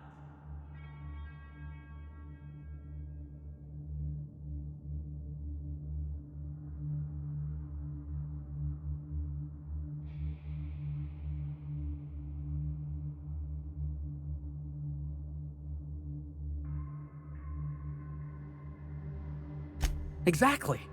That's what I've been getting at. We're freelancers. We take any job we can get. But this one? The dying message of a stranger. A severed hand delivered in a crate.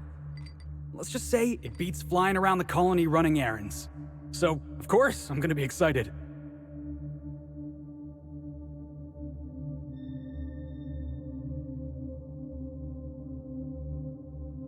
You're a master of understatement, boss.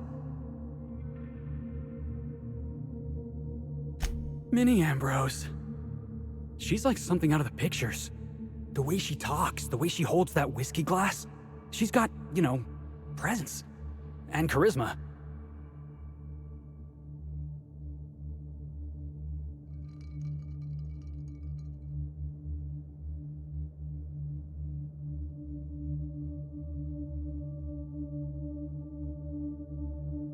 That ain't a fact. Ellie's from Byzantium, and we get on just fine. Miss Ambrose ain't living in Byzantium anymore. She made her home about as far away from that place as you can get. That's gotta count for something, right? Hey, by the way, I wanted to ask you about this journal we're hunting down. What do you think is in it? Corporate secrets? Map to some buried treasure, maybe? The last will and testament of Miss Ambrose's late mother?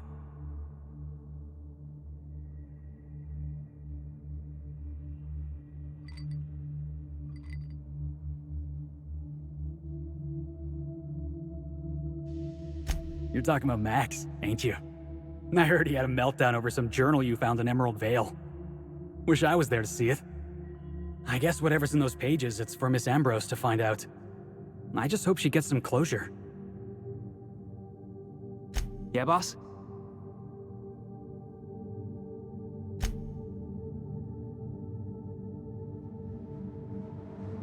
Something on your mind? You know I've got no love for top rungers, but if Minnie's willing to pay, I say we take her money. Sure, like Ada said, he was a big name among freelancers. I met him at Lost Hope once. He was buying rounds for everyone and telling a story about one of his jobs. Pretty sure half of it was made up. You ever get the feeling someone's just trying too hard?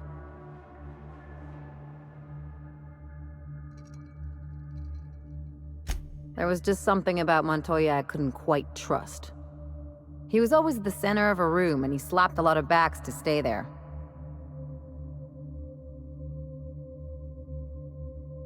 I'm trying to say that if he screwed this job up, that's on him. I still like our odds. He may have had a rep, but you're more capable than he ever was.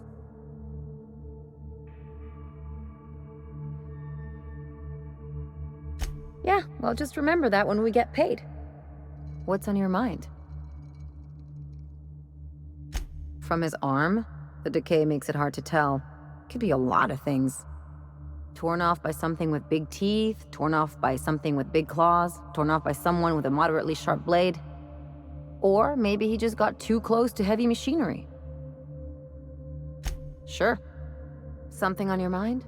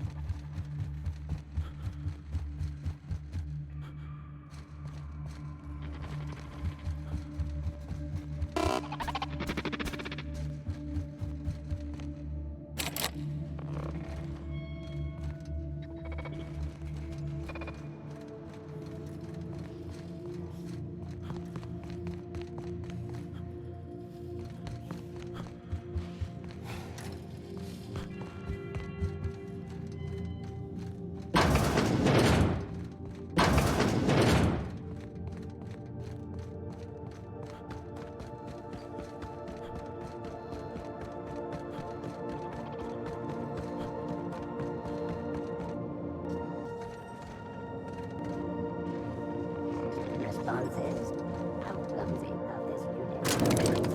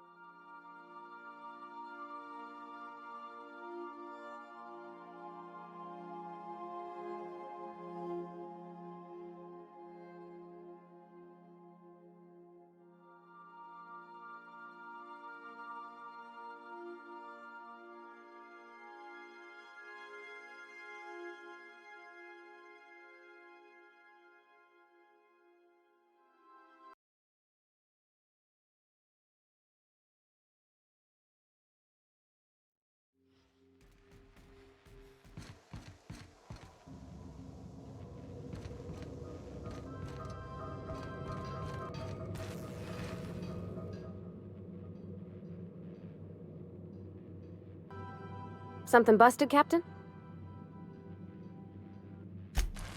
I hope we can help Miss Minnie uncover what happened to her mother. I wouldn't wish the pain of not knowing on hardly anyone.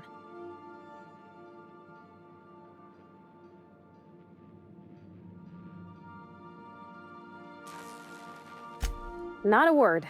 And I've been sticking my nose in every one of our stately ladies' crannies, stem to stern. Oh, law! That sounds untoward, don't it? That ain't what I meant. Point is, Captain, Mr. Hawthorne left all kinds of scribblings behind panels and under consoles, but ain't a lick of it mentioned Mr. Lucky. So whatever they got up to in the past must have been really extra secret. And lots of fun.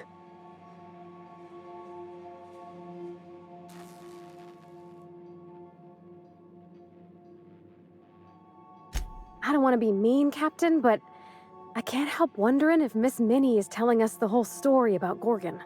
Her mother worked there for years and years, and she doesn't know hardly the first thing about it? It seems fishy. And in the serials, mystery's always got a twist.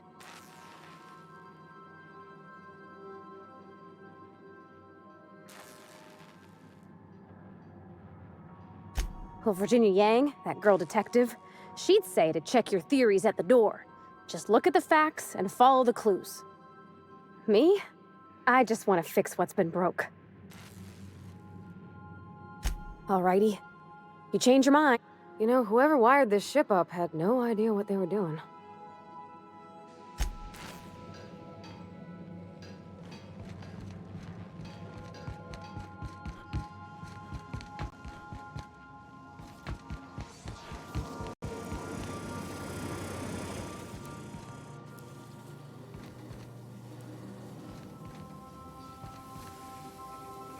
Hey, Max. Yes? You really think we all have a purpose? That everything happens for a reason? I used to think that, but not anymore. Then, wait, why do you sound so calm? Aren't you getting annoyed? Not in the least. But I do apologize, Dr. Finhill. It sounds like I have annoyed you. Fine, be that way.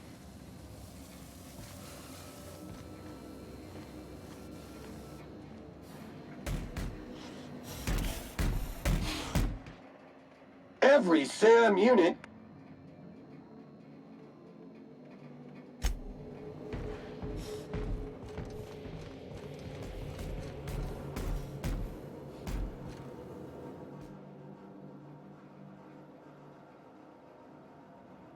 Hey, Cap. Something ain't right here, Captain. We ought to tread carefully. All this cloak and dagger for a journal? I ain't buying it.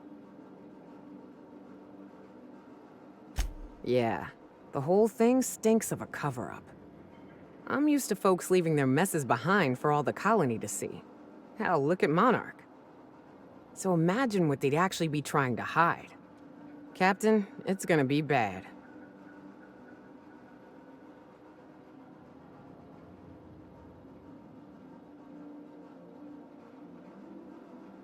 I know. We've seen our fair share of awful in this colony, that's for damn sure. Alls I'm saying is, be careful. Something feels different about this one.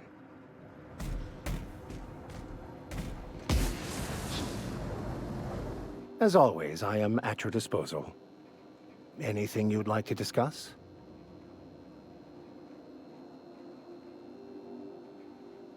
Perhaps it's just my judicious nature, but I think we should be careful if we're following up on this lucky fellow's message. I've always felt caution as the best approach when one has delivered a message attached to a severed limb.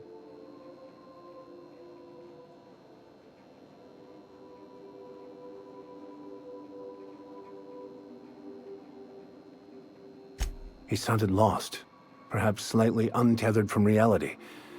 A feeling I know all too well. It doesn't strike me as a setup, but I still advise caution.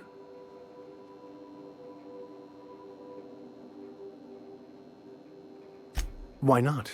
It is what we do, isn't it? Yes, you caught... What's Wish I could say I was surprised, but I got the sense we weren't quite... I'll pack my belongings and go.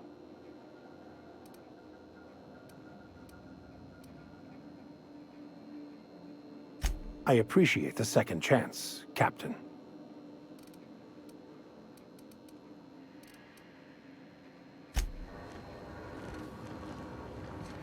Hey.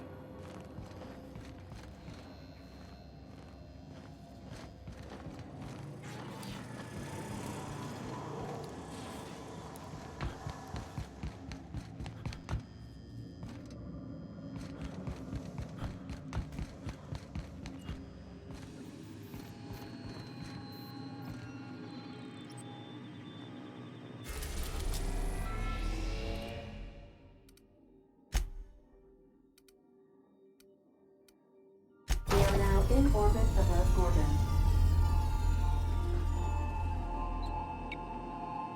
Welcome back, Captain. How can I be of assistance? Take care.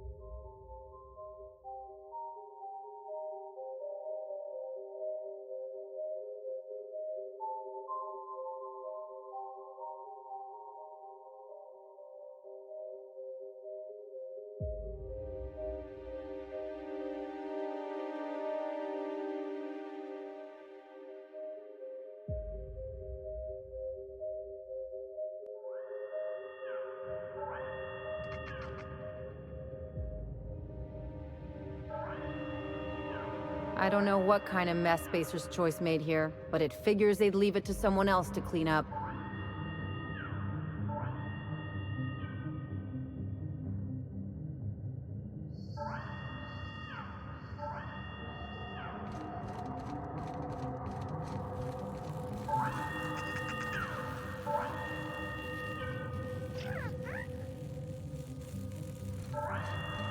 Spacer's Choice thanks you for your work at the Gorgon facility. Spacer's Choice cannot officially acknowledge your work at the Gorgon facility.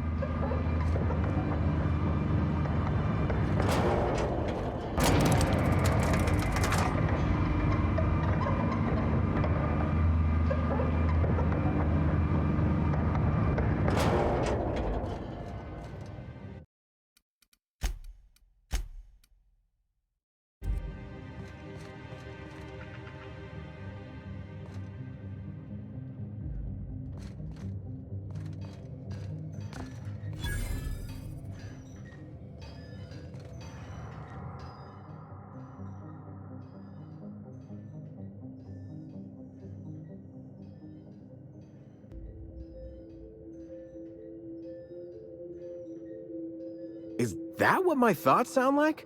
Law, I've been standing near that alarm too long. You looking for supplies, stranger? Let's stock up here. If you run low on bullets out in Gorgon's far reaches, there ain't no one round here liable to help you out. Let me know if you're looking for something particular.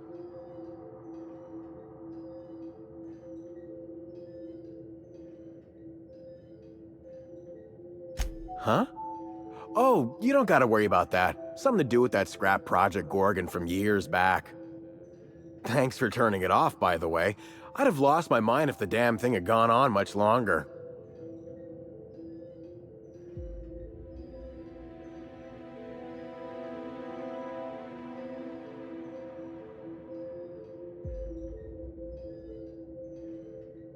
Well, this is the perfect spot for trading. Would have been better without being told to evacuate all the time, but the control terminal wouldn't listen to physical persuasion. I know, because even von Hoffman couldn't bash it in. And I seen that tough son of a gun throw a man clean across the Sprat Shack one time like he were a toss ball. Only that Spacer's Choice shut it down in a big hurry. From what I heard, some of their folks got left behind even. Don't seem like the project ended well. You mean you came out to this asteroid without knowing nothing about it? Me too. Heard it was wild here and couldn't resist. Trouble is, if you wander off to somewhere you oughtn't be, like way out in Gorgon's farthest reaches, odds are slimmer of your bits finding their way to my pockets. If you want my advice, stick close to the Sprat Shack, unless you fancy having your limbs torn off and eaten.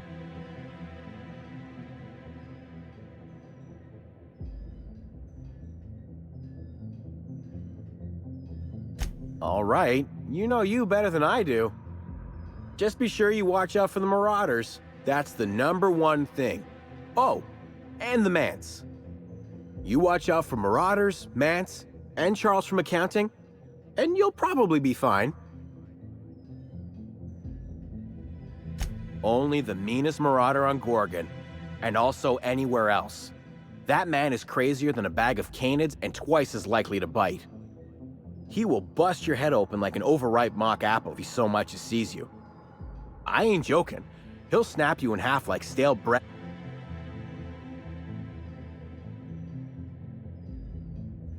Sorry. Been a minute since I last ate. Charles from accounting is like... Imagine if you took 3 of the most howling mad Marauders you could find.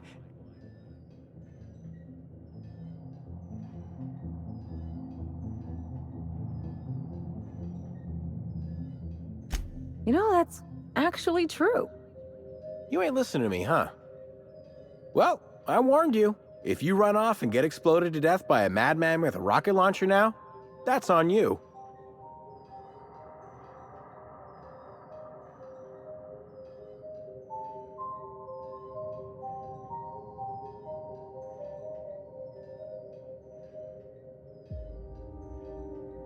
Sure, okay.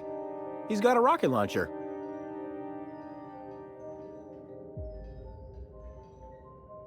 Couldn't say. He kills anyone who gets close enough to ask. Look, long story short, you do not fuck with Chuck. Best to avoid the Marauder camp entirely.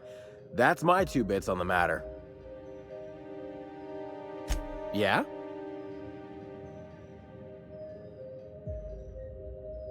His name is Charles and he used to work in account.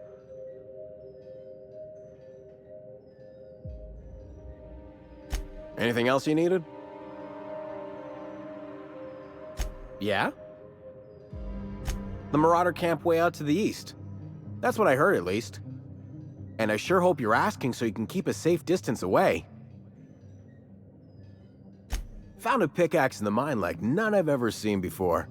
Could be awful useful if you're the violent type.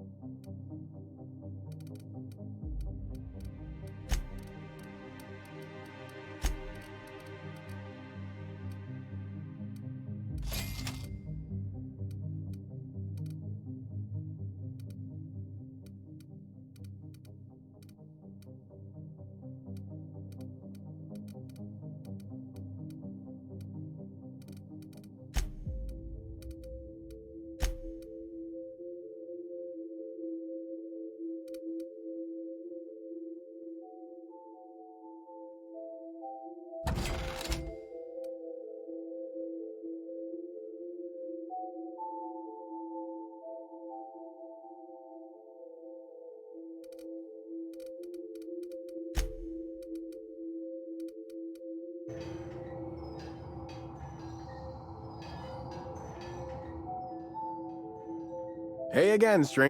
What can I... All sorts of...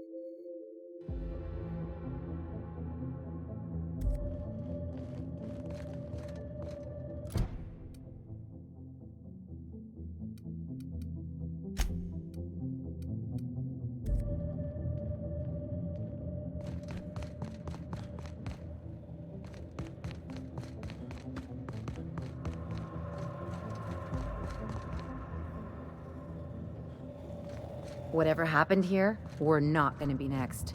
Be ready.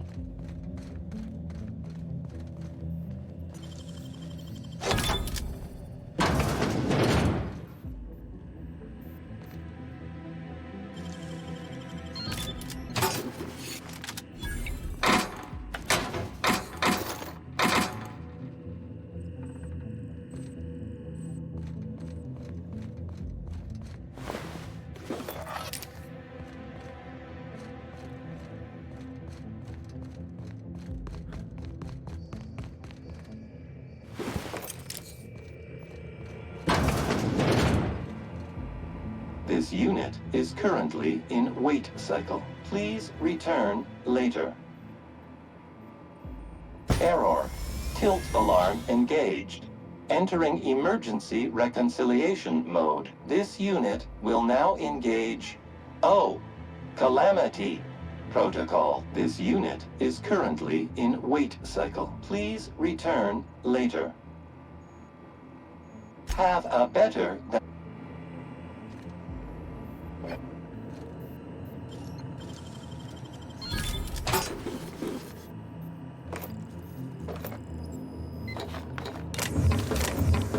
Got it. Heads down.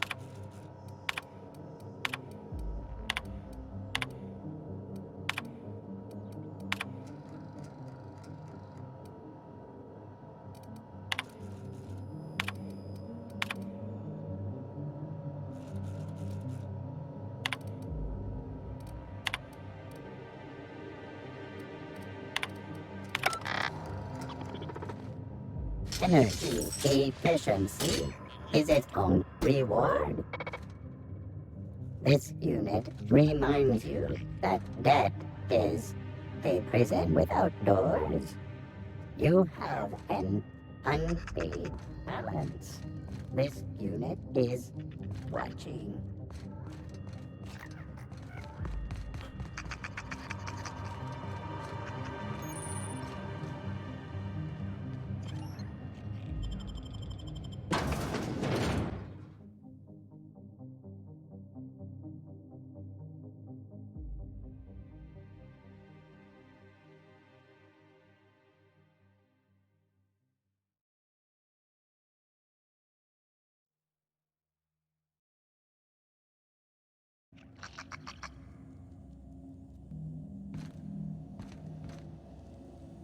Come here.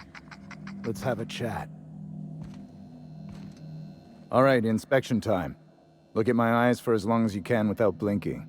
Starting now.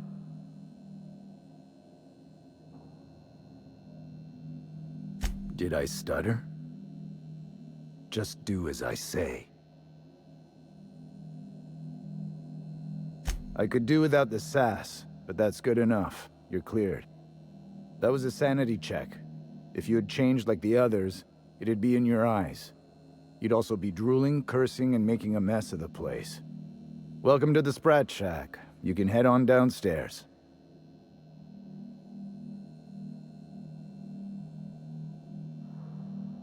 Every day, salvagers and scrappers set out to comb the ruins and make their fortune. The ones who come back, they aren't always the same men or women who left. They change. Never for the better.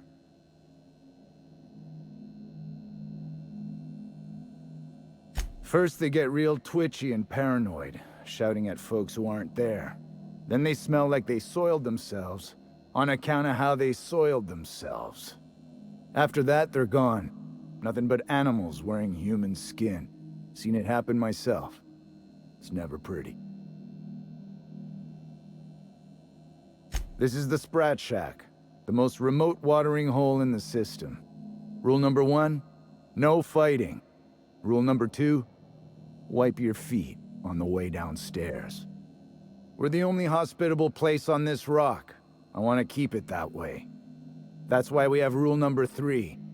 When people change, they stay outside, where they belong. Just don't ask me to dance.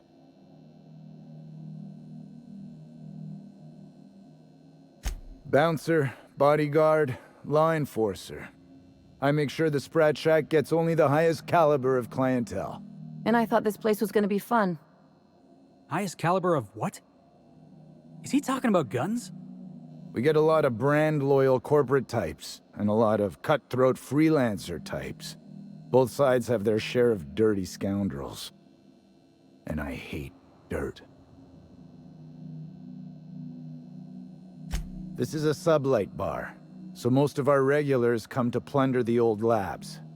The facility's locked up behind miles of red tape, so progress is slow. A lot of time to drink and reevaluate, then venture out and try again. Something bad happened here. Spacer's Choice was developing chemicals. The kind with nasty side effects. Can this colony have one research facility developing something without horrible, face-melting side effects? Is that so much to ask? Marauders outnumber the rest of us 10 to 1. Either they came from Gorgon, or something draws them here. I don't know which is worse. This place is under a dark cloud, stranger. That's all I know. If you want the history of the Sprat Shack, talk to Lex behind the bar. If you're heading downstairs, order something sweet.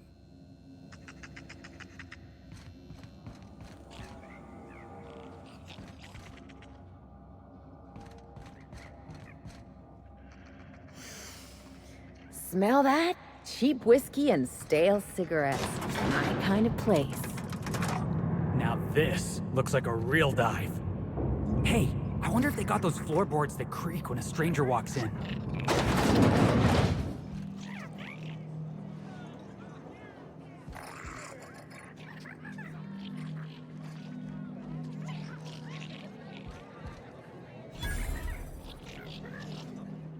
Welcome to the Sprat Shack. First one's on the house, and I won't even water it down. What'll it be?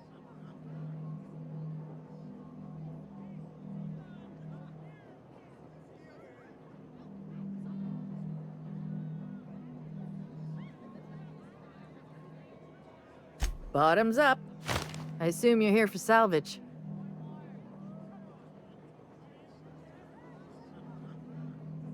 Even if I did, I ain't supposed to play favorites. Most of my regulars are sublight scavengers. They pick over the ruins of Gorgon, spend their earnings at the bar, and head back out the next day. Vicious cycle, but that's life. You're the first new face I've seen in a while.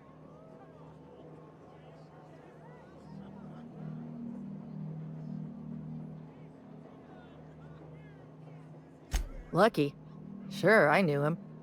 He could get a little dramatic at times, but he was a good guy. Heard he took on a dangerous job. Spent a lot of time coming and going from the Office of Creative Incubation, just down the road.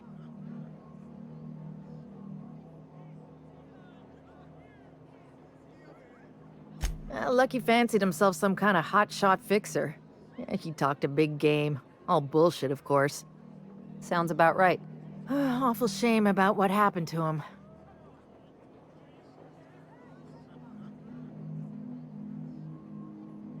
You know about that? Huh. Word must travel fast around these parts. Last I saw of Lucky was a few days ago. I went outside for a smoke and a stroll, and I saw this wild canid dragging a bloody limb. So I kicked the canid, scared it off.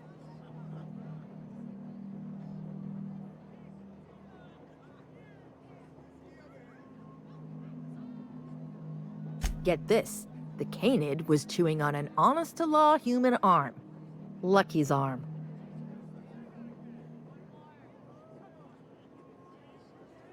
I'm a bartender. Attention to detail is my middle name.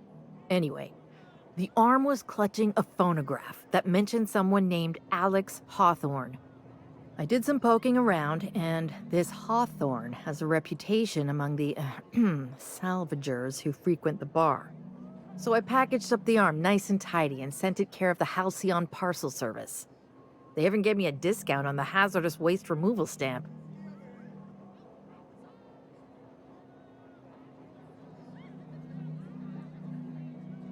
No kidding. And now you're here? Colony feels smaller than you'd think some days. I'm glad I was here to see this confluence of events, you know? The stars really aligned on this one. And here I am, smack dab in the middle.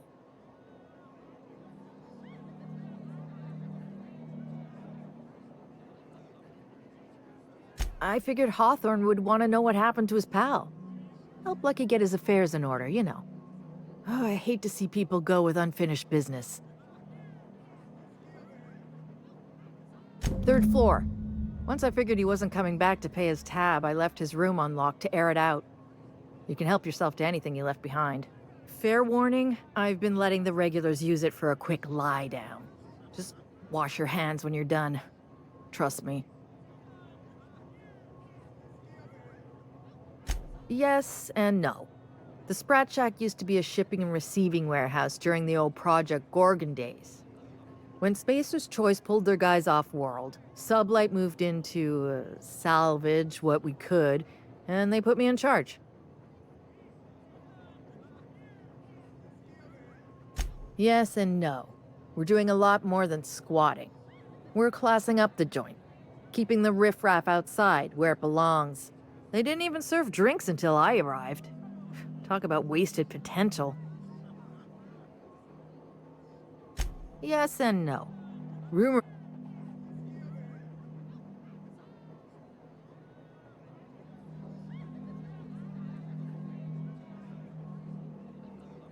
I've seen the paperwork. Everything's in order.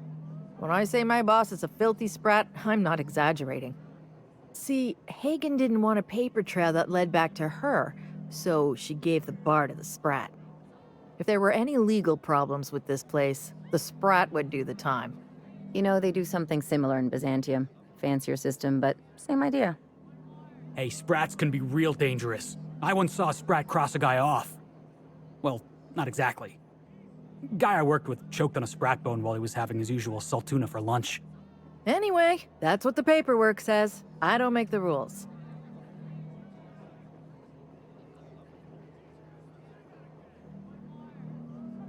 As far as business arrangements go, this one's a head-scratcher, but They say it's all above board, so that's what matters.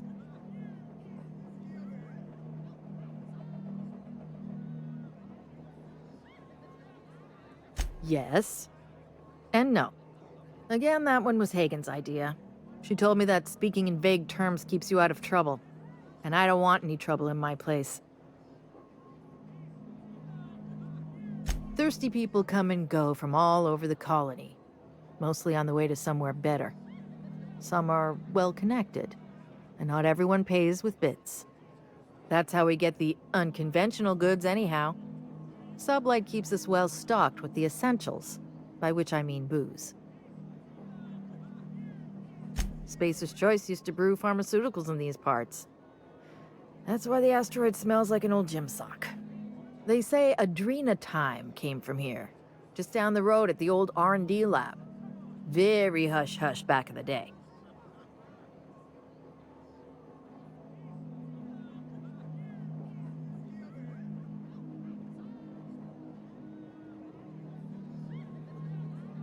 Roscoe might tell you more. He spent some time around here before the bar opened up, and I trust him well enough. There's always Leonora, my favorite customer over in the storage room on the second floor.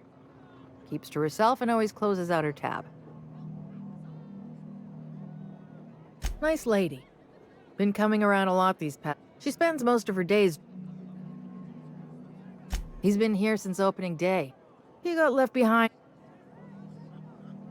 He didn't tell me and I didn't ask. If you believe the chatter, a lot of good folks got left behind. Roscoe's drinks are on the house. We all know how it feels. He'll be all right. What are friends for, eh? I doubt anyone knows the full story. One day the evacuation order went out. Grunts and lab coats scrambled to get anywhere but Gorgon. And the weirdest thing of all, Adrenatime still hit the market. Me, I never touched the stuff. To each their own, but I think it's dangerous.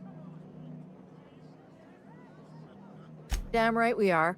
We've got drugs, scrap metal, prototype. When Spacer's Choice Of course. You got it, bub. Or maybe a sugar sprat pie? Damn it. We're out of those.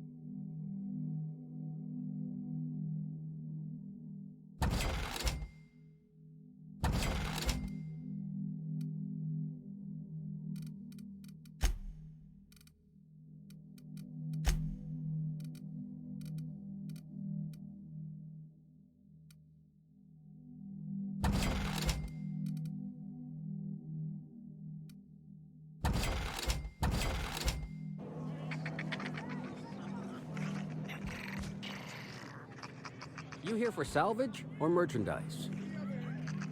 Watch your step. Von Hoffman sees everything. You're not drunk. I'm drunk. You're a humbug, Trixie, and worse, a thief. I can't steal what's lawfully mine, you tangle-footed dimwit. Break it up, you two. I've heard more than enough of your shit for one day. That was my salvage, Trixie. You had no right to it then, and you've no right to it now.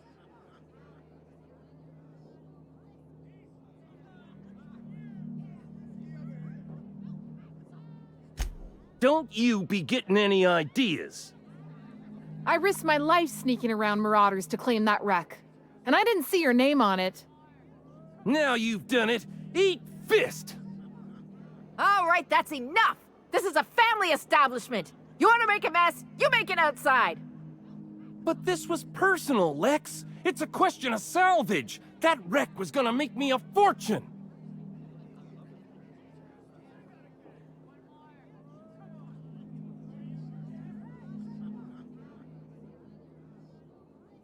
It's the same fight every day. 5 years we've been at this, and we still can't agree on how to properly tag salvage. Now you two listen, this is my place. While you're in the Sprat Shack, you'll sit quietly, or I'll forbid you to come here at all. Is that understood? Fair's fair. I'll have a stout, and we'll settle this later on our own terms. It's no good to leave a fight unresolved. If I don't do something, these two are gonna be at each other's throats. You'd do that for me? I appreciate it all the same. You'll be paid for your time and expertise, of course. Freddy, Trixie, go on and make your case to the generous stranger. I'll start, seeing as I'm the one who's been most wronged in this equation.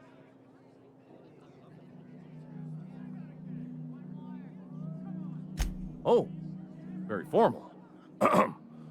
Freddy the Scab, freelancer for sublight salvage and shipping, same as my father before me. Junkyard Trixie, also a salvage freelancer, though I've been at it longer than Freddy. So, just up the road and due east of here, there's a shipwreck lodged in the mountainside, right? I staked my claim on that wreck. Then I wandered in for a drink. An hour later, Trixie swaggers in bragging about her salvage. Ugh, the nerve of some people.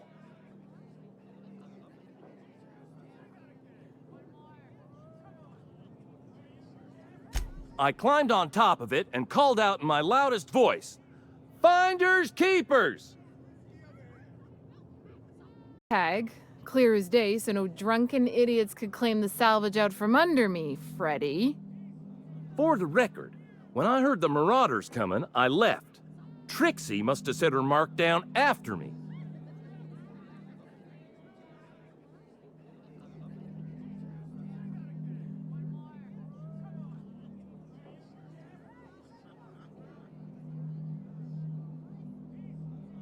I kept my mouth shut during his story. He should have the courtesy to return the favor.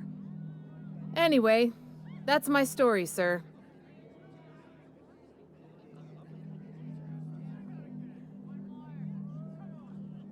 I drew next in the dirt, with my toe.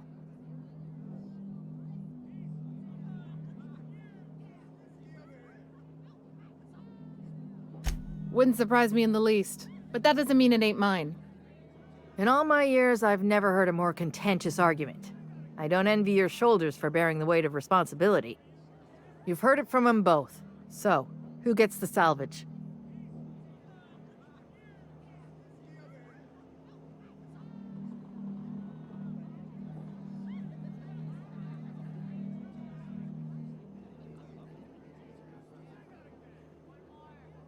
That ain't no kind of fair. He ain't even from around here, Lex. Here's a 6-pack on the house, plus your fee. Maybe now we'll finally get some peace around here for a change. A little too often, if you ask me, but that's the sublight way. Anything worth doing is worth fighting over.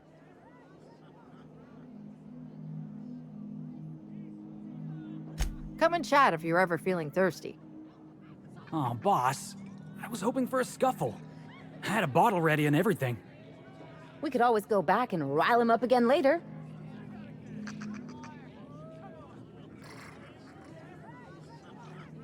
I'm not drunk. You're drunk. Trixie's a stubborn gal, but I love her to pieces.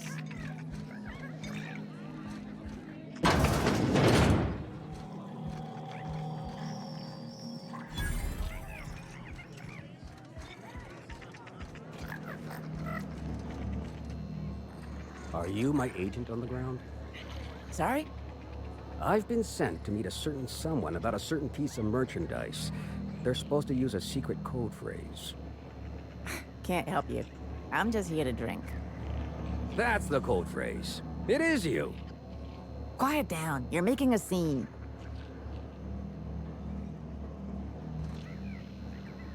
Don't forget to close your tab before you head out. Don't forget to close your tab before you head out.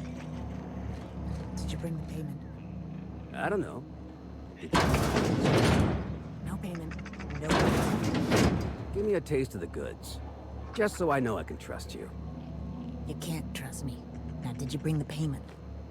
I don't know. Did you bring the goods?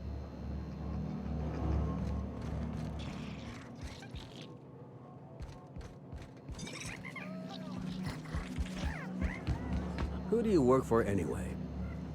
Auntie Pete? Mary the Sprat? Hardtack Harry? It's Mary the Sprat. But don't you go telling anyone. You work for Mary the Sprat. I work for Mary the Sprat. Shit. We shouldn't be seen together. This is a setup. Or a hit. Or both? Pretend you don't know me. Just play it casual. Can I get you a drink?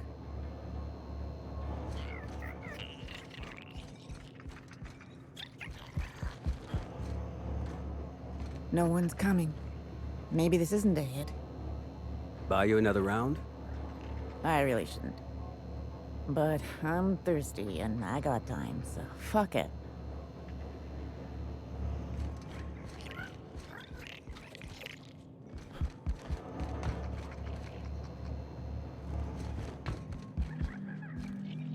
This is a family business. Chin up. Look sharp.